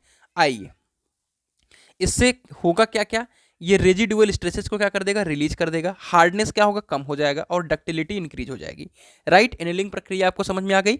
आइए, नॉर्मलाइजिंग में भी कुछ नहीं करेंगे, ऑस्टेनाइट रेंज तक हमने क्या किया, गर्म किया। और फिर हम इसको कैसे ठंडा करेंगे, इसको हम एयर कूल करते हैं। एयर कूल का मतलब है कि नॉर्मली आप उस मटेरियल को क्या करेंगे, फर्नेस से बाहर निकाल के रख देंगे, और उससे क्या होगा कि आपका वो एयर में ठंडा हो जाएगा। अब इससे non uniform fine grain structure प्राप्त होगा, इसे हम फाइन पियरलाइज स्ट्रक्चर भी कहते हैं। अगला है, इसमें होगा क्या, इसकी प्रॉपर्टी, हार्डनेस बेटर हो जाएगी एनीलिंग से, लेकिन डक्टिलिटी कम हो जाएगी, राइट। हार्डनिंग प्रक्रिया को हम क्वेंचिंग प्रक्रिया भी कहते हैं। क्या कहते हैं मेरे प्यारे साथियों, क्वेंचिंग। ठीक है, जो प्रक्रिया मैं समझाने की कोशिश कर रहा हूँ ये क्वेंचिंग प्रक्रिया है। क्वेंचिंग प्रक्रिया का मतलब है कि ऑस्टेनाइट रेंज तक गर्म करेंगे, और यानी 1100 से 1300, और फिर कूल कहाँ करेंगे, सडनली कूल करेंगे। सडनली कूल का मतलब है कि ब्राइन सॉल्यूशन, कोई से पानी के अंदर या ब्राइन सॉल्यूशन यानी नमक की सॉल्यूशन के अंदर हम इसको कूल करते हैं, और इसे हम फास्टेस्ट कूलिंग कहते हैं, जो कि क्वेंचिंग प्रक्रिया है। जब कोई सा भी गर्म चीज़ है उसको हम किसी भी पानी के अंदर डालते हैं तो छः सी आवाज़ आती है, उसी को हम क्या कहते हैं, क्वेंचिंग प्रक्रिया। तो क्वेंचिंग प्रक्रिया के अंदर हम हार्डनिंग प्रक्रिया को करते हैं, इससे हमारी हार्डनेस सबसे ज़्यादा होती है और डक्टिलिटी का तो काम ही खत्म हो जाता है। ठीक है, fastest cooling result conversion of austenite into martensite, इससे हमें मार्टेनसाइट प्राप्त होगा। ठीक है, और जो कंप्लीट कन्वर्जन होगा बहुत ज़्यादा ही फास्ट होगा। तो यहाँ से क्या मिला आपको, मार्टेनसाइट प्राप्त हुआ, और क्या नाम है, जो आपका मटेरियल प्राप्त हुआ वो बहुत ही ज़्यादा हार्ड होगा। ठीक है, अभी जो प्रक्रिया होती है वो it is almost similar of speed of sound. 100% conversion of austenite into martensite will not take place. जब आप इस प्रक्रिया को अपनाते हैं तो 100% जो ऑस्टेनाइट है वो मार्टेनसाइट में नहीं कन्वर्ट हो पाता। इसके लिए हमें क्या करना पड़ता है, एक्स्ट्रा प्रोसेस करना पड़ता है। अब एक्स्ट्रा प्रोसेस क्या है, आप सभी का टेम्परिंग प्रोसेस जैसे करते हैं। ठीक है, ये आपका सब जीरो कूलिंग है। ठीक है, कूलिंग बिलो 0 सेंटीग्रेड। ठीक है, और स्ट्रेन हार्डनिंग है, it is done by plastic deformation. अब अगला प्रोसीजर जो हम करते हैं, जब हमारा कंप्लीट ऑस्टेनाइट मार्टेनसाइट में नहीं बन पाता, तो यहाँ पे हम आपका टेम्परिंग प्रक्रिया कर रहे हैं। Tempering in metallurgy process of improving the characteristic of metal especially steel by heating it to a high temperature through below the melting point then cooling it usually in air. ठीक है, इसको भी कुछ नहीं करते, इसमें भी वही प्रक्रियाएं हम कर रहे हैं। ठीक है, कि आपको जिस तरीके से हीट करना है हीट करेंगे, और फिर हम इसे जो कूल करेंगे वो एयर में कूल करेंगे। लेकिन ये कब प्रक्रिया हो रही है, आफ्टर हार्डनिंग के बाद की ये प्रक्रिया है। ठीक है, अपर क्रिटिकल टेम्परेचर 910 होता है, lower critical temperature 723 degree centigrade. ठीक है, अगर हम 50 डिग्री अनसेंटीग्रेड अपर क्रिटिकल टेम्परेचर के 50 अनसेंटीग्रेड एबव रहते हैं तो उसे हम हाइपो इक्वेटोरियल स्टेल कहते हैं। 50 डिग्री सेंटीग्रेड आपके लोअर क्रिटिकल टेम्परेचर से रहते हैं तो उसे हम हाइपर इक्वेटोरियल स्टील कहते हैं। ठीक है, ये चीज़ें आपको समझानी थी। अब आइए सरफेस हार्डनिंग। सरफेस हार्डनिंग का मतलब ये होता है मेरे प्यारे साथियों कि कोई सा भी एक ऐसा मेटल, ठीक है, सपोज ये कोई सा मेटल है, ठीक है, इसके कोर वाला जो पार्ट है, ठीक है, ये क्या रहे, ये नरम रहे, कोर वाला पार्ट नरम रहे, लेकिन ये जो ऊपर वाला पार्ट है ये कैसा रहे, हार्ड रहे। इसी को हम कहते हैं सरफेस हार्डनिंग। ठीक है, तो इस प्रक्रिया को कहते हैं जिसके द्वारा धातु से बने किसी वस्तु के बाहरी पृष्ठ को तो कठोर बना दिया जाए, जबकि उसके अंदर का जो अंदर का भाग है वो मृदु ही बना रहे। ठीक है, इसी को हम कहते हैं सरफेस हार्डनिंग प्रक्रिया। इसमें बहुत सारे प्रक्रियाएं हैं, ठीक है, जैसे कि कार्बोराइजिंग है। चलिए एक एक चीज़ को समझते हैं। तो कौन कौन से डिफरेंट, जैसे नाइट्राइडिंग को समझा रहा हूँ। नाइट्राइडिंग में क्या होगा, जैसे उसके सरफेस है, सरफेस के ऊपर हमने नाइट्रोजन लगा दिया, ठीक है, नाइट्रोजन का सोकिंग कर दिया, यानी पूरी तरीके से नाइट्रोजन को लिपेट दिया। और फिर हमने क्या करा, उसको उसको हमने गर्म किया। कैसे गर्म किया, लगभग आपके 600 डिग्री 700 डिग्री के बीच में उसको स्पेसिमेन को गर्म किया, नहीं उस मेटल को गर्म किया, ठीक है। और फिर उसके बाद हम जो अमोनिया है, नाइट्रोजन है, उसका हम सोकिंग प्रक्रिया कराते हैं उसके ऊपर, ठीक है, सरफेस के ऊपर सोकिंग प्रक्रिया कराएंगे तो वो पूरा एक नाइट्राइड का क्या बना लेगा, सरफेस बना लेगा, और वो बहुत ही ज़्यादा हार्ड हो जाएगा। इसी तरीके से यहाँ पर कार्बन चारकोल को यूज करते हैं सरफेस को हार्ड करने के लिए। अगला है हमारा साइनाइडिंग, ठीक है। तो साइनाइडिंग प्रक्रिया भी कुछ इसी तरीके से, उसको भी समझ लीजिए। साइनाइड प्रक्रिया में क्या होता है मेरे प्यारे साथियों, कार्बन और नाइट्रोजन जो है सरफेस लेयर के ऊपर ऐड किया जाता है। क्या यूज किया जाता है, कार्बन और नाइट्रोजन सरफेस लेयर पर यूज किया जाता है। किसके लिए यूज करता है, आपके हार्डनेस को बढ़ाने के लिए, ठीक है। हम क्या करते हैं, कोई सा भी जो मेटल है उसको क्या करते हैं, किसी भी ब्राइन सॉल्यूशन में, ठीक है, नाइट्रोजन साइनाइड के ब्राइन सॉल्यूशन में क्या करते हैं, हम 400 सेंटीग्रेड पर डिप करते हैं, ठीक है। और फिर वो क्या बनाता है, सोडियम साइनाइड, ठीक है। सोडियम साइनाइड बना के पूरे ऊपर अपना आ जाता है, और फिर उसको हम किसी ऑयल प्रोसेस में क्या करते हैं, क्वेंच कर देते हैं, जो कि प्रक्रिया हमारी साइनाइडिंग प्रक्रिया कहलाती है। तो साइनाइडिंग प्रक्रिया समझ में आई कि हम इसमें क्या करते हैं कि कार्बन और नाइट्रोजन को यूज करते हैं सरफेस लेयर को हार्ड करने के लिए। नाइट्रोजन साइनाइड यानी सोडियम साइनाइड यानी NaCN जो है, उसको हम 400 सेंटीग्रेड पर रख करके उसमें क्या करेंगे, हम उसको गर्म करेंगे, और फिर किसी भी ऑयल या कोई सा भी वाटर है उसमें हम क्या करें, उसको क्वेंच कराएंगे। क्वेंच कराने के बाद हमारा वो साइनाइडिंग प्रक्रिया कंप्लीट हो जाएगा, और वो हमारा पूरी तरीके से हार्ड हो जाएगा, ठीक है। और इसी तरीके से फ्लेम हार्डनिंग है, इसमें आपका न्यूट्रल फ्लेम यूज किया जाता है। उसके बाद इसको फ्लेम हार्डनिंग को मैं समझा देता हूँ, बहुत ईजी वे में आप समझ पाओगे फ्लेम हार्डनिंग एक्चुअल में क्या है। देखिए फ्लेम हार्डनिंग क्या है, जैसे कोई सा ये मेटल है, ठीक है, इसके हमको सरफेस को हार्ड करना है, ठीक है।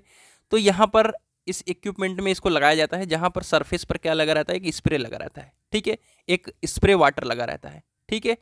अब यहाँ पर न्यूट्रल फ्लेम लग रही है, ठीक है, सपोज यहाँ पर लग रही है न्यूट्रल फ्लेम, ठीक है।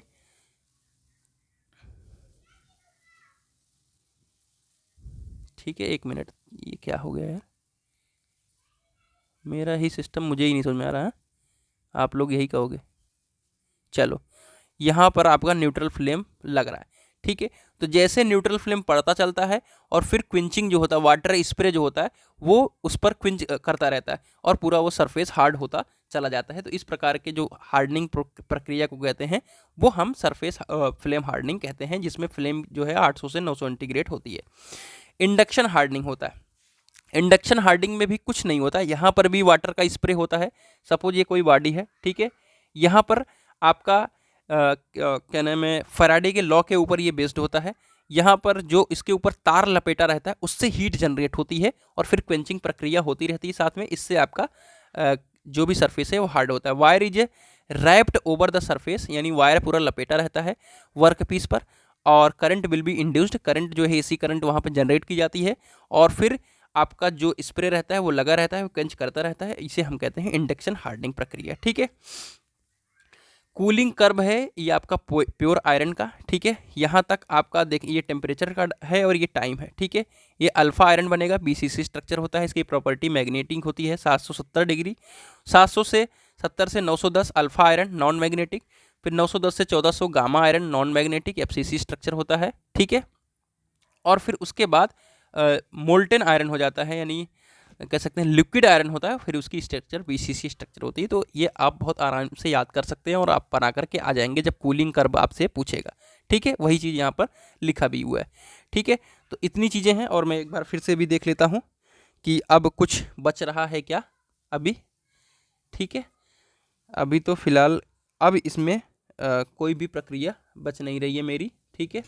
बस इसको तो मैंने बहुत सारी चीज़ें एक्स्ट्रा आप सभी के सामने लिखा हुआ है, इसको खुद से आपको पढ़ना चाहिए डेफिनेटली, आप लेकर के बहुत सारी चीज़ें आपके उससे भी रिलेटेड है। ऐसी बात नहीं है कि आपके एग्ज़ाम के पॉइंट ऑफ व्यू से रिलेटेड नहीं है, लेकिन जितनी चीज़ें थी वही चीज़ें हैं आपके एग्ज़ाम से पॉइंट ऑफ व्यू से रिलेटेड, वो मैंने आप सभी को समझा दिया।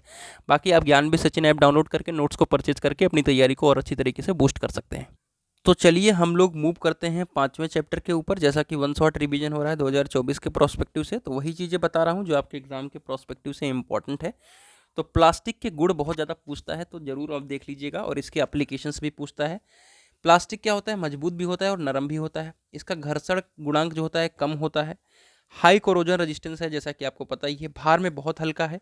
रेजिस्टेंस कैपेसिटी बहुत ज़्यादा हाई होती है। गुड रेजिस्टेंट है। वायुमंडल से अप्रभावित होता है। नमी, तेल एवं ग्रीस से अप्रभावित है। इंसुलेटर भी है। रंगीन और पारदर्शी भी होता है। घिसा और रोधी होता है। आकर्षक एवं सस्ता भी होता है। टिकाऊ एवं वेल्ड करने लायक भी होता है। ठीक है, और अधिक समय तक चलने वाला है। ठीक है, तो ये आपका प्लास्टिक का गुण हो गया, जिसे आप जरूर याद कर लें क्योंकि पूछा ही जाने वाला है। आइए नेचुरल रबर के बारे में बात करते हैं। तो नेचुरल रबर जो है वो लेटेक्स द्वारा तैयार किया जाता है। प्रॉपर्टी क्या क्या है, इलास्टिक होता है। टेंसाइल जो है इसकी स्ट्रेंथ होती है बहुत ज़्यादा अच्छी होती है। घर्षण प्रतिरोध कम होता है। यह नमी को सोख लेता है। ठीक है, आइए अधिक तापमान पर क्या होता है, ये मुलायम हो जाता है। और ये कार्बन टेट्राफ्लोराइड, पेट्रोल आदि में घुलनशील तथा एसीटोन एल्कोहल आदि में अघुलनशील होता है। इसकी एक प्रॉपर्टी है। टेट्राफ्लोराइड और पेट्रोल आदि में क्या होता है, घुलनशील होता है, और एसीटोन और एल्कोहल आदि में क्या होता है, अघुलनशील होता है। उपयोग क्या है, इससे मुख्य रूप से टायर ट्यूब बनते हैं।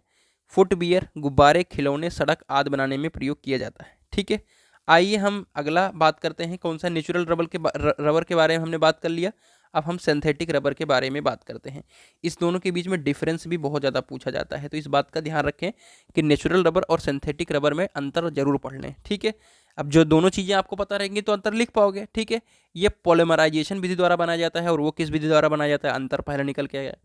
जैसे स्टायरीन ब्यूटाडाइन रबर आपका दूसरा अंतर, तो एग्जाम्पल ही हो जाता है। ठीक है, रबर है, और पॉली यूरेथिन रबर है। अब ये इलास्टिक होता है। यह विद्युत का कुचालक होता है। इससे घर्षण प्रतिरोध ज़्यादा प्रतिरोध होता है। यह जल तथा नमी को क्या करता है, अवशोषित नहीं करता है। तापमान -70 से 240 तक भी अपनी प्रत्यास्थता को बनाए रखता है। एरोस्पेस में यूज होता है। हैवी ड्यूटी आयर, फुटवियर, सोल, कंपन, डैम्पर्ड, और आपके पाइप के पानी टैंक आदि में यूज किया जाता है। अब आता है प्लास्टिक का वर्गीकरण। भैया 100% इंपॉर्टेंट क्वेश्चन है, 100% इंपॉर्टेंट क्वेश्चन है। यहाँ नहीं तो वर्कशॉप टेक्नोलॉजी में पूछा जाएगा। क्यों, क्योंकि थर्मोप्लास्टिक और थर्मोसेटिंग प्लास्टिक दोनों में अंतर बार बार पूछा जा रहा है। तो थर्मोसेटिंग प्लास्टिक, जिस प्लास्टिक को हम गर्म करें, ठीक है, तो वो क्या होता है, मेल्ट होकर के फिर से और कोई प्लास्टिक नहीं बना सकता। वो गर्म करोगे तो वो जल जाएगा। और थर्मोप्लास्टिक में क्या होता है कि उसको हम मेल्ट करके फिर से नए नए शेप एंड साइज दे सकते हैं। ये सिंपल सा अंतर है, लेकिन चीज़ों को पढ़ लीजिए। इस प्रकार के प्लास्टिक ऐसे बहलुकों द्वारा निर्मित होते हैं जिन्हें गर्म करने पर, दाब लगाने पर कुछ रासायनिक प्रक्रिया शुरू हो जाती है, जिनके कारण दृढ़ हो जाते हैं, और फिर इनको गर्म करके किसी रासायनिक प्रक्रिया द्वारा बदला नहीं जा सकता। इन प्लास्टिकों में दृढ़ता, तापमान सहने योग्य तथा कड़ेपन का गुण विद्यमान रहता है। इन प्लास्टिकों में और गुण विकसित किए जा सकते हैं यदि इनके साथ कुछ रासायनिक पदार्थों को इनके साथ बहुलीकरण प्रक्रिया करते समय मिला दिया जाए। वो तब की बात है, लेकिन इन ऐसे प्रॉपर्टी हैं जिन्हें एक बार किसी चीज़ शेप एंड साइज में ढाल दिया गया तो फिर उस शेप एंड साइज से उसको हटा नहीं जा सकता, यानी वो उसी शेप एंड साइज में रहेंगे। जैसा कि फिनाल फार्मेल्डिहाइड है, फिनाल फरोल्डिहाइड है, यूरिया फार्मेल्डिहाइड है, मेलामीन फार्मेल्डिहाइड है, इपॉक्साइड है, सिलिकॉन है। कुछ थर्मोसेटिंग प्लास्टिक और उसके उपयोग। ठीक है, जैसा कि मैंने इंडस्ट्रियल यूज भी बताया आप सभी को। जैसे इपॉक्साइड है, लैंप होल्डर, विद्युत उपकरण, बहुत पूछा जाएगा। फेनालिक्स है, लैंप, फ्यूज बॉक्स। पॉलीयूरेथन है, ठोस टायर रोलर। अनसेचुरेटेड पॉलिएस्टर है, कार की गाड़ी, पाइप। अल्काइड है, सर्किट ब्रेकर, स्विच गियर। ये सारी चीज़ें हैं थर्मोप्लास्टिक के कुछ वो। ठीक है, ये थर्मोसेटिंग के थे। अब आइए थर्मोप्लास्टिक, वे पदार्थ जो 140 से 150 डिग्री गर्म करने पर नरम हो जाते हैं और ठंडा करने पर पुनः कठोर हो जाते हैं। इन्हें गर्म करके दाब देकर किसी भी आकृति में बनाया जा सकता है।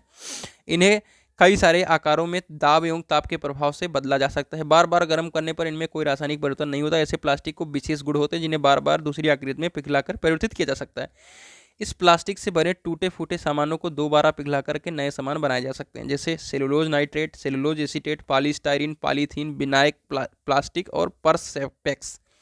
ठीक है, अब जब इम्पॉर्टेंट बात आती है वो आती है। ठीक है, प्लास्टिक के संचकन से क्या समझते हैं। ठीक है, ये आप जरूर नोट्स लेकर के इसको पढ़ लीजिएगा। ठीक है, मेरे अभी फ़िलहाल के लिए 2024 के इस इम्पॉर्टेंट क्वेश्चन में ये चीज़ को मैंने नहीं रखा है, तो अभी फ़िलहाल के लिए ये चीज़ आप खुद से ही पढ़ें। और जो सबसे ज़्यादा पूछा जाने वाला क्वेश्चन है वो आप सभी से पूछा जा रहा है, क्या? Compression moulding. क्या है मेरे प्यारे साथियों? Compression moulding. तो चलिए हम कंप्रेशन मोल्डिंग को समझते हैं कुछ यहाँ पर जो डायग्राम बना हुआ है इसके माध्यम से, ठीक है। कंप्रेशन मोल्डिंग कुछ नहीं होता। कंप्रेशन मोल्डिंग में किसी चीज़ को कंप्रेस करते हैं तो उसके केमिकल स्ट्रक्चर में बदलाव होता है, और उस केमिकल स्ट्रक्चर में जो चेंजेस होते हैं उसके बिहाफ पे हम कोई सा भी चीज़ यहाँ पे मोल्ड करते हैं, उसी को हम कंप्रेशन मोल्डिंग कहते हैं। क्योंकि कंप्रेशन मोल्डिंग किस में पॉसिबल है? जैसा कि आपको थर्मोप्लास्टिक जो चीज़ें हैं उसमें ही कंप्रेशन मोल्डिंग पॉसिबल है, क्योंकि उनके शेप एंड साइज को हम किसी तरीके से चेंज कर रहे हैं। ऐसे तो पॉसिबल दोनों में है, क्योंकि किसी को एक बार में कर रहे हैं, किसी को 2 बार में कर रहे हैं। क्योंकि थर्मोसेटिंग प्लास्टिक है तो उसको एक बार में ही कर पाएंगे, लेकिन थर्मोप्लास्टिक है तो उसको बार बार कर पाते हैं, ठीक है। देखिए कंप्रेशन मोल्डिंग प्रक्रिया में जो मोनोमर है, ठीक है, आपने केमिस्ट्री में पढ़ा होगा, ठीक है, मोनोमर एकलक के बारे में। पहले किसी अन्य प्रक्रिया द्वारा क्या करते हैं, हम पॉलीमर में क्या करते हैं, बहुलक में परिवर्तित कर लें। फिर हम क्या करते हैं कि अर्ध परिवर्तित बहुलक को तो इस बहुलक को क्या करते हैं कि गर्म मोल्डिंग बॉक्स में हम रखते हैं, और जहाँ पर डाई के माध्यम से क्या करते हैं कि दाब लगा करके विभिन्न हम आकृतियाँ बना लेते हैं। तापमान दाब के कारण प्लास्टिक में रासायनिक प्रक्रिया हो जाती है शुरू, जिसके कारण इनके अणुओं में क्रॉस कंपाउंड उत्पन्न होने लगते हैं, जिनसे बनाए जाने वाले उत्पाद में स्थिरता एवं कठोरता विकसित होती है। यानी वो ठंडा हो जाता है, उसके बाद वो उसी शेप को ग्रहण कर लेता है। बड़े कार्यखंडों को तैयार करने के लिए कंप्रेशन मोल्डिंग का प्रयोग थर्मोसेटिंग प्लास्टिक एवं थर्मोप्लास्टिक दोनों के लिए समान रूप से किया जा सकता है, लेकिन छोटे कारखंडों के लिए प्रक्रिया केवल थर्मोसेटिंग प्लास्टिक के लिए उपयुक्त होती है। राइट, तो ये आप सभी का कंप्रेशन मोल्डिंग का कुछ डायग्राम है। आइए इसमें रिक्वायर्ड टेम्परेचर देख लीजिए, और रिक्वायर्ड प्रेशर भी देख लीजिए, और ड्यूरेशन भी देख लीजिए। वैसे हमने कंप्रेशन मोल्डिंग और इंजेक्शन मोल्डिंग दोनों पे काम किया है क्लास 10th के बाद। राइट, क्लास 10th के बाद मुझे कमाने का बहुत शौक था, तो मैं दिल्ली गया। दिल्ली में क्या नाम है, बवाना इंडस्ट्रियल एरिया था, वहाँ पे बवाना इंडस्ट्रियल एरिया में 55 नंबर कंपनी में प्रेस का जो डाई बनता है, प्रेस का शेप जो बनता है, जो प्रेस जिसको आप हाथ से पकड़ के, जिसके अंदर पीछे आयरन का पार्ट रहता है, तो प्रेस का जो ऊपर वाला हिस्सा है वो इंजेक्शन मोल्डिंग और कंप्रेशन मोल्डिंग दोनों से तैयार किया जाता है। तो उसी को मैंने बनाया था। वो चीज़ें याद हैं, वो लाइफ में स्ट्रगल याद है, तो इसीलिए कहूँगा कि 2025 आप सभी के लिए नया, ठीक है, शुरू हुआ है। तो आप बहुत अच्छी तरीके से मेहनत करें, दिन रात मेहनत करें, वरना कब लाइफ में चीज़ें बदल जाती हैं पता नहीं चलता है, और फिर वही आदमी बैकफुट पे आ जाता है, ठीक है। तो अभी हालात आपके घर अच्छे हैं, अच्छी चीज़ें आपको सुविधाएं घर से मिल रही हैं, तो मैं यही रिकमेंड करूँगा कि आप लोग ज़रूर करें, क्योंकि हमने तो वहाँ पे ये भी करा। उसके बाद मुंबई जैसे शहर में जा कर के एलीमैक कंपनी में काम किया। फिर मैंने कुछ दिन होम गार्ड, यानी आपकी मुंबई में बहुत सारे सिक्योरिटी गार्ड की भी नौकरी करी। और फिर इंटर में के बाद मेरा क्या नाम है, 1 साल का ड्रॉप भी मुझे लेना पड़ा, क्योंकि बजट नहीं था बीटेक का। तो फिर अगेन उसके बाद अपना 1 साल का ड्रॉप लिया। फिर मुझे लेजिक सर्जरी कराना पड़ा अपनी दोनों आँखों का, तो लेजिक सर्जरी कराया। देन उसके बाद मैंने डिसाइड करा कि डिप्लोमा करना है, घर वालों को परेशान नहीं करना है। फिर अगर मुझे कोई ऑप्शन मिलता है तो ठीक है, वहाँ से पढ़ाने का शौक़ था तो पढ़ाने लगा। और आज ठीक है, जो भी मुझे कम आता है, ज़्यादा आता है, इतना तो कर लेता हूँ कि कम से कम अपने भर का तो कर ले रहा हूँ। खुद के पैसे से बीटेक तो कर रहा हूँ। इंजीनियरिंग खुद के पैसे से करना बहुत बड़ी बात हो जाती है एक समय के लिए। तो इसी तरीके से है। आइए इंजेक्शन मोल्डिंग को समझते हैं। अंतरण संचयन कहते हैं। यह है कि कंप्रेशन मोल्डिंग का विकसित रूप है।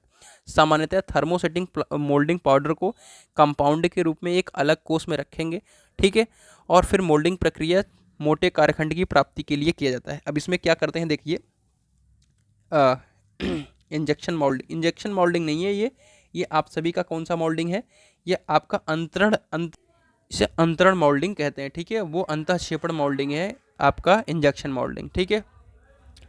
और यहाँ पर हम क्या करते हैं कि छोटे छोटे कार्यखंडों की जो है प्राप्ति करते हैं। इस प्रक्रिया में तैयार किए गए चार्ज एक चैम्बर में रखेंगे, जहाँ से अत्यधिक दाब के कारण एक गुहिका होगा, जैसे ये गुहिका है, ठीक है।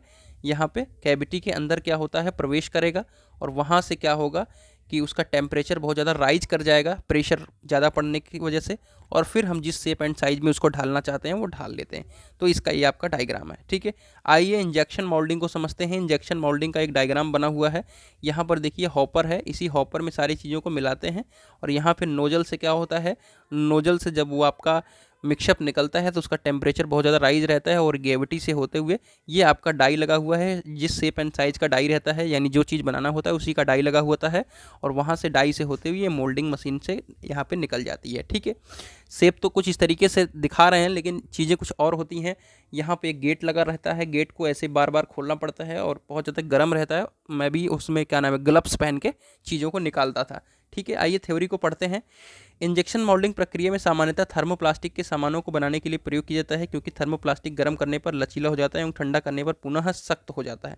यह मोल्डिंग के लिए प्रयुक्त किया जाने वाला प्लास्टिक दाने को हॉपर में कहाँ भरेंगे और फिर उसको क्या करेंगे कि यंत्रावली द्वारा गर्म सिलेंडर में भेजने की व्यवस्था रहती है। निर्धारित प्लास्टिक दोनों की मात्रा जो कि मोल्ड को पूरी तरह से भर सके इस सिलेंडर में आती है, और सिलेंडर में लगे हुए रैम के द्वारा प्लास्टिक को दोनों को आगे बढ़ाया जाता है, जहाँ से एक नोजल के अंदर से होते हुए, ठीक है, मोल्ड बॉक्स में स्थानांतरित होते हैं। दाब और ताप के कारण प्लास्टिक के दाने क्या होते हैं, नरम हो जाते हैं और आगे मोल्ड में जाकर गुहिका के अंदर हो जाते हैं। मोल्ड में विस्थापित पदार्थ ठंडा होकर ठोस आकृति में परिवर्तित हो जाता है, जहाँ से इसे बाहर निकाल लिया जाता है। तो इस तरीके का प्रोसेस जो है आपका इंजेक्शन मोल्डिंग है। ठीक है, तो इंजेक्शन मोल्डिंग और कंप्रेशन मोल्डिंग और एक्सट्रूजन प्रोसीजर जो है, ये तीनों चीज़ आप सभी से पूछा जाएगा, तो आप भैया इन तीनों को अच्छी तरीके से पढ़ लीजिए। ठीक है, आइए बहुत सारी चीज़ें और है। हीट ट्रीटमेंट के बारे में ऑलरेडी मैंने आप सभी को बता रखा है, ये सारी चीज़ें आपको मैंने ऑलरेडी ही करा दी है, बहुत ज़्यादा कुछ फ़ायदा नहीं। इंडक्शन हार्डनिंग में कुछ नहीं होता, मैंने ये चित्र बनाया है। इंडक्शन हार्डनिंग में क्या होता है, वही कंडीशन है। ठीक है, यहाँ पे तारों को लपेटा नहीं जाता, यहाँ पे आपका एक इंडक्टर लगा होता है इसके दोनों उसके किनारों पर। ठीक है, तो वो चुंबकीय प्रक्रिया की वजह से आपका गर्म होता है और फिर ये फुहारे का सिस्टम होता है और ऊपर का प्रोसीजर आपका क्या हो जाता है, कठोर हो जाता है और अंदर का प्रोसीजर कम रहता है। ठीक है, जो कि थ्योरी लिखी हुई है, आप इसको अच्छे से पढ़ सकते हैं। इसके बीच में अंतर 100% पूछा जाएगा, इसका भी देख लेना आप सभी। फूड ग्रेड प्लास्टिक भी बहुत बार पूछा जाता है, ऐसे प्लास्टिक जो आप सभी की मिठाइयों के ऊपर लगे रहते हैं पन्नी वगैरह के रूप में। ठीक है, जिन्हें आप खा भी लेते हैं तो कोई दिक्कत नहीं होती, उसे हम फूड ग्रेड प्लास्टिक कहते हैं। ठीक है, आपके स्क्रीन पर है, अच्छे से आप देख लीजिएगा। ठीक है, आइए अगला हमारा चैप्टर नंबर 6 है एडवांस मटेरियल। एडवांस मटेरियल में कंपोजिट मटेरियल और एडिसिव मटेरियल दोनों चीज़ें पूछी जानी है। एडिसिव मटेरियल को समझ लीजिए, जोड़े जाने वाले पदार्थों को हम एडिसिव मटेरियल कहते हैं। इन्हें ग्लो, गोंद, सीमेंट, पेस्ट आदि नामों से भी जाना जाता है। ये प्राकृतिक या कृत्रिम, कार्बनिक, अकार्बनिक किसी भी तरह से हो सकते हैं। ठीक है, इन्हें जुड़ने वाले पदार्थों की दोनों सतह पर लगाकर आपस में जोड़ा जाता है। ठीक है, जैसे आप ईंटा जोड़ रहे हो तो ईंटा के बीच में सीमेंट लगा दिए तो जोड़ेगा ना दोनों ईंटा, तो उसी को कहते हैं आपका एडिसिव। ये प्लास्टिक, पेस्ट, द्रव या पाउडर किसी भी रूप में हो सकते हैं। ठीक है, जोड़े जाने वाली सतहों को हम तेल, ग्रीस आदि से मुक्त करते हैं, पतली परत लगाते हैं। ठीक है, जोड़ भार के लंबवत होना चाहिए। प्लास्टिक आदि संयोजकों से जोड़ दाब लगा करके बनाना चाहिए। ठीक है, कौन कौन से उपयोग हैं, सीमेंट का उपयोग भवन निर्माण में, बुक बाइंडिंग में, जूते चप्पल, फर्नीचर, मेडिकल। ठीक है, टाइप्स क्या क्या हैं देख सकते हो, स्टार्च है, डेक्सट्रीन वनस्पति आसंजक, सल्क, एस्फाल्ट जंतु आसंजक, रेजिन प्राकृतिक आसंजक। ठीक है, इससे अदृश्य जोड़ बनाए जाते हैं, जोड़ कमज़ोर होते हैं, ये उच्च ताप को सहन नहीं कर पाते। आइए कंपोजिट मटेरियल को समझते हैं। कंपोजिट मटेरियल क्या है, जब दो या दो से अधिक असमान पदार्थों को आपस में मिलाकर एक नया पदार्थ बनाया जाता है तो इसे हम क्या कहते हैं, कंपोजिट पदार्थ। फाइबर ग्लास, रेनफोर्स प्लास्टिक, इसमें प्लास्टिक का लचीलापन एवं फाइबर ग्लास की स्ट्रेंथ एवं स्टिफनेस होती है। ठीक है, अब आइए इसके टाइप्स देखेंगे तो कण कंपोजिट है, रेशा कंपोजिट है, संरचनात्मक या लैमिनेट कंपोजिट है।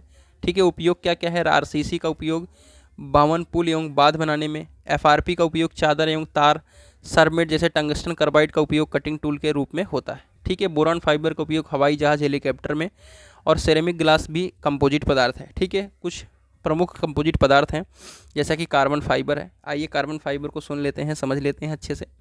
कार्बन फाइबर कार्बन के बने हुए फाइबर या रेसे हैं, लेकिन ये केवल आधार होते हैं। उस पदार्थ में जो कार्बन फाइबर के नाम से जाना जाता है वो कार्बन फाइबर रेनफोर्स पॉलीमर और कार्बन फाइबर रेनफोर्स प्लास्टिक है, और यह कार्बन फाइबर रेनफोर्स थर्मोप्लास्टिक को कार्बन फाइबर हम कहते हैं। ठीक है, इसका गुण ये हल्के एवं मजबूत होते हैं, इसकी रिजिडिटी बहुत अच्छी होती है। कार्बन फाइबर का उपयोग गाड़ियों के पार्ट बनाने में, साइकिल के फ्रेम, चश्मों के फ्रेम, लैपटॉप के खोल, तेल और गैस उद्योग में, हवाई जहाज उद्योग में और हेलमेट बनाने में होता है। ठीक है, आइए एक और टाइप पढ़ लेंगे, फाइबर ग्लास कंपोजिट। इन्हें glass fibre, glass reinforce plastic या ग्लास फाइबर रेनफोर्स प्लास्टिक भी कहते हैं। ये प्लास्टिक मैट्रिक्स में ग्लास फाइबर के रेनफोर्स से बने हुए कंपोजिट होते हैं। ठीक है, ये हल्के और मजबूत होते हैं। इनकी स्टिफनेस कार्बन फाइबर से कम और इनकी ब्रिटेलनेस कम होती है, अपेक्षाकृत सस्ते होते हैं। ठीक है, चलिए तो अगला चैप्टर हम मिसलेनियस वाला कवर करेंगे। मिसलेनियस वाले चैप्टर से हमसे क्या क्या पूछा जा सकता है? टूल एंड डाई मटेरियल्स को पूछा जा सकता है, लेकिन उसके पहले हमारा आ जाता है रिफ्रैक्टरी मटेरियल, ऊष्मा सह सामग्री। ठीक है, तो ऊष्मा सह सामग्री की प्रॉपर्टी समझ लेंगे, बस वही से चीज़ें हमारी क्लियर हो जाएंगी। ठीक है, ये उच्च ताप को सहन योग्य होनी चाहिए, इसका गलनांक बहुत उच्च होना चाहिए, इनकी पिघली धातु के साथ अभिक्रिया नहीं करनी चाहिए, ये ऊष्मा तथा विद्युत के सुचालक नहीं होने चाहिए, ये उच्च दाब को सहने के योग्य नहीं होने चाहिए। ठीक है,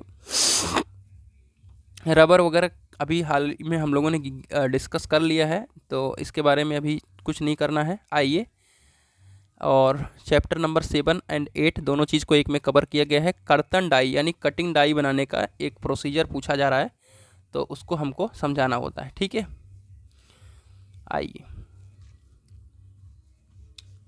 सिरेमिक मटेरियल को तो हमने कवर करना है नहीं अभी, tool and die material, refractory. ठीक है, चलिए, तो कटिंग डाई बनाने की विधि एवं सामान्य परिचय। डाई एक विशेष प्रकार का टूल है जिसका प्रयोग हम एक आकृति या नाप देने के लिए विभिन्न प्रकार के भाग को बनाने के लिए करते हैं। यह लोहे की चादर एवं प्लास्टिक की चादर से कोई अलग भाग बनाने के लिए प्रयोग नहीं की जाती। डाई के द्वारा हम विभिन्न प्रकार के पार्टों का निर्माण करते हैं, जैसे मोड़ना हो गया, छेदना हो गया, रोल करना, भागों को बनाना होता है। ठीक है, डाई को बनाने के लिए हम किस चीज़ का यूज़ करते हैं? स्टील या कोई मिश्र धातु बनाते हैं। यह पदार्थ मुलायम एवं कठोर दोनों प्रकार के गुणों वाला होना चाहिए। डाई बनाने के बाद उसको ऊष्मा उपचार द्वारा अलग अलग टेम्परेचर पर प्रयोग करने के लिए तैयार किया जाता है। ठीक है, डाई एवं टूल बनाने के लिए हमेशा एक समान पदार्थों का प्रयोग किया जाता है। डाई के जो प्रॉपर्टी हैं, कंप्रेसिव स्ट्रेंथ अच्छी होती है, मेल्टिंग पॉइंट कम होता है, हार्डनेस बहुत कम होती है और टेंसाइल स्ट्रेंथ भी बहुत कम होती है। ठीक है, चलिए, अब हमारा आता है रिफ्रैक्टिव मटेरियल। रिफ्रैक्टिव का मतलब होता है उच्च ताप सह पदार्थ। वे पदार्थ उच्च ताप पर क्षारों और अम्लों द्वारा संक्षारण को सह सकते हैं, वो रिफ्रैक्टिव मटेरियल कहलाते हैं। कोई सा हाई टेम्परेचर है जिस पर हम अम्ल और क्षार दोनों को सह ले रहे हैं, इसका उपयोग भट्टियों, बॉयलरों, नाभिकीय रिएक्टर आदि में होता है। ये बिना गले 500 सेंटीग्रेड से 2800 सेंटीग्रेड तक के ताप को सह सकते हैं। बहुत ज़्यादा इंपॉर्टेंट है, पूछा जा सकता है, इसलिए ध्यान दीजिएगा। ठीक है, ये उच्च ताप संक्षारण एवं खरोच को सहने योग्य होता है। इसका गलनांक उच्च होता है। यह पिघली धातुओं के साथ अभिक्रिया नहीं करता है। इसका ऊष्मा प्रसार गुणांक निम्न होना चाहिए। ठीक है, ये ऊष्मा एवं विद्युत के कुचालक होते हैं। ठीक है, बहुत सारे इसके टाइप्स भी हैं, इसको आप सभी नोट्स जब परचेज करेंगे तो खुद ही जान पाएंगे। आइए, टेस्टिंग के बारे में बहुत इंपॉर्टेंट है और बहुत ज़्यादा मतलब पूछा जाने की संभावना रहती है। ठीक है, तो आइए, डिस्ट्रक्टिव और नॉन डिस्ट्रक्टिव में अंतर पूछा जाएगा और फिर उसके बाद डिस्ट्रक्टिव और नॉन डिस्ट्रक्टिव को हम देख लेंगे। डिस्ट्रक्टिव में क्या होता है कि जो चीज़ हम टेस्ट कर लिए, ठीक है, उस पर हम प्रेशर लगा दिए, ठीक है, तो उसको दोबारा हम उपयोग नहीं कर सकते क्योंकि उस पर प्रेशर लगाया तो ख़राब हो गया। परीक्षण के बाद हम टेस्ट पीस की उपयोगिता को बरकरार रखते हैं। ठीक है, इसमें हम पदार्थ को नमूने के रूप में करते हैं, इसमें 100% परीक्षण करते हैं, लगातार टेस्टिंग करते हैं। ठीक है, इस प्रकार के परीक्षण में पदार्थ के भौतिक गुण जैसे तन्यता, प्रत्यास्थता, सामर्थ्य, टफनेस आदि का पता लगाया जाता है। इसमें आंतरिक डिफेक्ट यानी इंटरनल डिफेक्ट का पता लगाया जा सकता है। इसमें इसके ऊपर फोर्स अप्लाई करते हैं। ठीक है, इसके ऊपर फोर्स भी अप्लाई करते हैं, इसमें इसके ऊपर फोर्स अप्लाई नहीं करते हैं। ठीक है, तो ये आपके अंतर हो गए। आइए, रेडियोग्राफी टेस्ट देखते हैं। रेडियोग्राफी टेस्ट का स्क्रीन आप सभी को दिख रहा होगा। अब रेडियोग्राफी टेस्ट क्या है उसको ध्यान से समझिए। रेडियोग्राफी टेस्ट आपने देखा भी होगा, एक्स किरण होती हैं, ठीक है, और गामा किरण होती हैं। ठीक है, इनको हम क्या करते हैं, गुजारते हैं इसके ऊपर। ठीक है, और फिर ये आपकी क्या होती हैं, फैल जाती हैं और फैल करके एक फिल्म के ऊपर क्या करती हैं, बनाती हैं आपका कह सकते हैं कि प्रोजेक्टर के रूप पे एक फिल्म बनाती हैं। ठीक है, एक प्रति बनाती हैं, एक छाया प्रति बनाती हैं, जिससे हम अपने डिफेक्ट को पता कर लेते हैं। यह टेस्ट एक्स किरणों और गामा किरणों के पदार्थों से गुजरने पर विकिरण के क्षय और फैलाव के तकनीक पर आधारित है। इन दोनों तकनीकों में धातु पर विकिरण गुजारी जाती है जो धातु से गुजरकर संवेदनशील फिल्म पर पड़ती है, और पदार्थ के अंदर ये दोष है तो उस दोष रहित भाग की अपेक्षा ज़्यादा विकिरण गुजरती है। यानी जहाँ पर डिफेक्ट ज़्यादा है वहाँ से विकिरण बहुत तेज़ी से गुजरती है। यदि पदार्थ में इंटरनल डिफेक्ट है तो उस भाग से विकिरण अधिक गुजरेगी और स्वस्थ भाग से कम दिखाई देगी और काला क्षेत्र दिखाई देगा। ठीक है, तो ये है आपका रेडियोग्राफी टेस्ट, राइट। इस विधि द्वारा छोटे डिफेक्ट को नहीं देखा जा सकता क्योंकि विकिरण का फैलाव हो जाता है। एक्सरे किरण जो है बड़े एवं भारी होने के कारण केवल प्रयोगशाला में ही प्रयोग किए जाते हैं। वाई गामा रे के उपकरण हल्के होते हैं और इन्हें एक जगह में दूसरी जगह ले जाने में कोई कठिनाई नहीं होती है। ठीक है, अब आइए मैग्नेटिक पार्टिकल टेस्ट में समझते हैं। मैग्नेटिक पार्टिकल टेस्ट को एग्जाम्पल के तौर पे यानी एक डायग्राम के तौर पे समझेंगे। ठीक है, ये है मैग्नेटिक पार्टिकल टेस्ट। ठीक है, मान लो यहाँ पर डिफेक्ट है, ये आपका मैग्नेटिक पार्टिकल आया। ठीक है, यहाँ पर भी सही रहा, लेकिन जब यहाँ पर आएगा तो ऐसे तिरछा जाएगा, लेकिन यहाँ पे सीधा जा रहा है, फिर ऐसे हो जाएगा। तो जहाँ पे आपका तिरछा गया वहीं पे वो चीज़ को इसके ऊपर क्या करते हैं ना, ऐसे ऐसे ऐसे करके एक पाउडर डाल देते हैं। ठीक है, और जहाँ पे आपका ये मैग्नेटिक पार्टिकल पड़ेगा, ठीक है, और जहाँ पे डिफेक्ट है वहाँ पे पाउडर क्या होता है, इकट्ठा हो जाता है। और एक बार जब ये सब कर दिया तो बस उसको हम साफ़ कर लेते हैं, और जहाँ पर इकट्ठा रहता है वहाँ पे डिफेक्ट का पता चल जाता है। वही चीज़ यहाँ पर लिखा होगा, डेफिनेटली हम चीज़ों को पढ़ लेते हैं, समझ में आ जाएगा। यह परीक्षण धातु की सतह और भीतरी भागों में अदृश्य दरारों एवं खोखले स्थानों को पता लगाने के लिए उपयुक्त होता है। केवल चुंबकीय पदार्थों में यह परीक्षण किया जा सकता है। जो मेन इंपॉर्टेंट बात थी मैंने बताया नहीं, वो ये है कि केवल चुंबकीय पदार्थों में ये यूज किया जाता है। ठीक है, देखिए इन्होंने इस तरीके से इसको समझाया। इस परीक्षण में मैग्नेटिक क्रैक का प्रयोग किया जाता है। इस सिद्धांत के किसी चुंबकीय पदार्थ में यह दरार विद्यमान है तो चुंबकीय क्षेत्र बना हुआ ऐसे पदार्थ की दरार से चुंबकीय बल रेखाएं नहीं गुजर सकती और टेस्ट पीस दोष रहित रहता है और बल रेखाएं सीधी और एक सार प्राप्त होंगी। यानी वो गुजर सकता है, नहीं गुजर सकता का मतलब यही कि वही तिरछा होकर के जाता है। ठीक है, और बल रेखाएं सीधी और एक सार प्राप्त होगी। दोष वाले भाग में चुंबकीय बल रेखाएं विखंडित होंगी। और उसके ऊपर जो एक पाउडर का फॉर्म डालते हैं वो चीज़ को यहाँ पर मेंशन नहीं किया गया है। जब मैंने बीटेक में अभी पढ़ा तो हाल ही में उसको मैं आप सभी के साथ बता दे रहा हूँ। अल्ट्रासोनिक टेस्टिंग में क्या होता है मेरे प्यारे साथियों, अल्ट्रासोनिक टेस्टिंग में सपोज ये कोई पार्टिकल है जहाँ पे डिफेक्ट है। ठीक है, यहाँ पे कोई डिफेक्ट है, इसके ऊपर हम क्या करते हैं, आपका जो भी इक्विपमेंट है उसको यूज करेंगे। इसमें आप सभी का इक्विपमेंट जो यूज होगा, यहाँ पे एक लगा होता है कूपलेंट। कूपलेंट क्या करता है कि इसके और सरफेस के बीच में कोई भी कह सकते हैं एयर वगैरह नहीं लीक होगा। ठीक है, यहाँ पर डिफेक्ट है, इसके ऊपर लगा रहता है ट्रांसड्यूसर। ठीक है, ट्रांसड्यूसर क्या करता है, इलेक्ट्रिक सिग्नल के रूप में कन्वर्ट करता है। ठीक है, यहाँ पर लगा रहता है एक रिसीवर। ठीक है, और रिसीवर से जुड़ा रहता है आपका एक कह सकते हैं कि सिग्नल वाला पार्ट। ठीक है, जहाँ पे सिग्नल आपको मिलता रहता है। ठीक है, और यहाँ पर रीडिंग रहती है। ठीक है, रीडिंग रहती है। ये आपका एक अल्ट्रासोनिक का कह सकते हैं कि एक छोटा सा डायग्राम है। अब क्या होता है कि जैसे आपने यहाँ पे लगाया मशीन को, अब तिरंगे सीधा गई, लेकिन यहाँ पर डिफेक्ट था तो यहीं से लौट गई, तो यहाँ पे ये डिफ्लेक्शन शो करेगा और यहीं से आपका अल्ट्रासोनिक टेस्टिंग क्लियर हो जाता है। बस इतना ही सा फॉर्मेट है जो कि बहुत इजीली समझ में आ गया होगा। अल्ट्रासोनिक या बीम तरंग टेस्ट की जाने वाली धातु से गुजरते हैं। इस टेस्ट में तरंगों की आवृत्ति 100 किलोहर्ट्ज से यहाँ पे कुछ और भी लिखा है, मान लो अच्छा होता है, क्या नाम है, अल्ट्रासोनिक जो वेव होता है, अल्ट्रासोनिक वेव पीजो इलेक्ट्रिक प्रभाव से उत्पन्न होता है। इन तरंगों को क्रिस्टल प्रोब के द्वारा टेस्ट पीस पर डाला जाता है। यदि टेस्ट पीस की सतह भीतरी सिर्फ ब्लो होल, खोखला आदि है तो अल्ट्रासोनिक तरंगों का क्या होगा, परावर्तन होगा, जैसे कि मैंने बताया कि वहीं से लौट आएंगी और क्या होगा कि वहाँ पे जाकर के वो डिफ्लेक्शन को शो करता है। तो ये है आपका अल्ट्रासोनिक टेस्टिंग। और स्मार्ट मटेरियल के बारे में भी बताया गया है जो कि आप खुद से नोट से पढ़ सकते हैं। तो 1.5 घंटे के अंदर मैंने सारी चीज़ों को कवर कर दिया है। नोट्स को परचेज कर सकते हैं ज्ञानविद सचिन एप्लीकेशन के माध्यम से। तो ये छोटी सी वीडियो आप सभी के लिए कैसी रही जरूर कमेंट करके बताइएगा, कैसा मैंने बताया कैसा नहीं बताया। तो चलिए मिलते हैं एक नई वीडियो के साथ, तब तक के लिए bye bye tata, take care, love you all.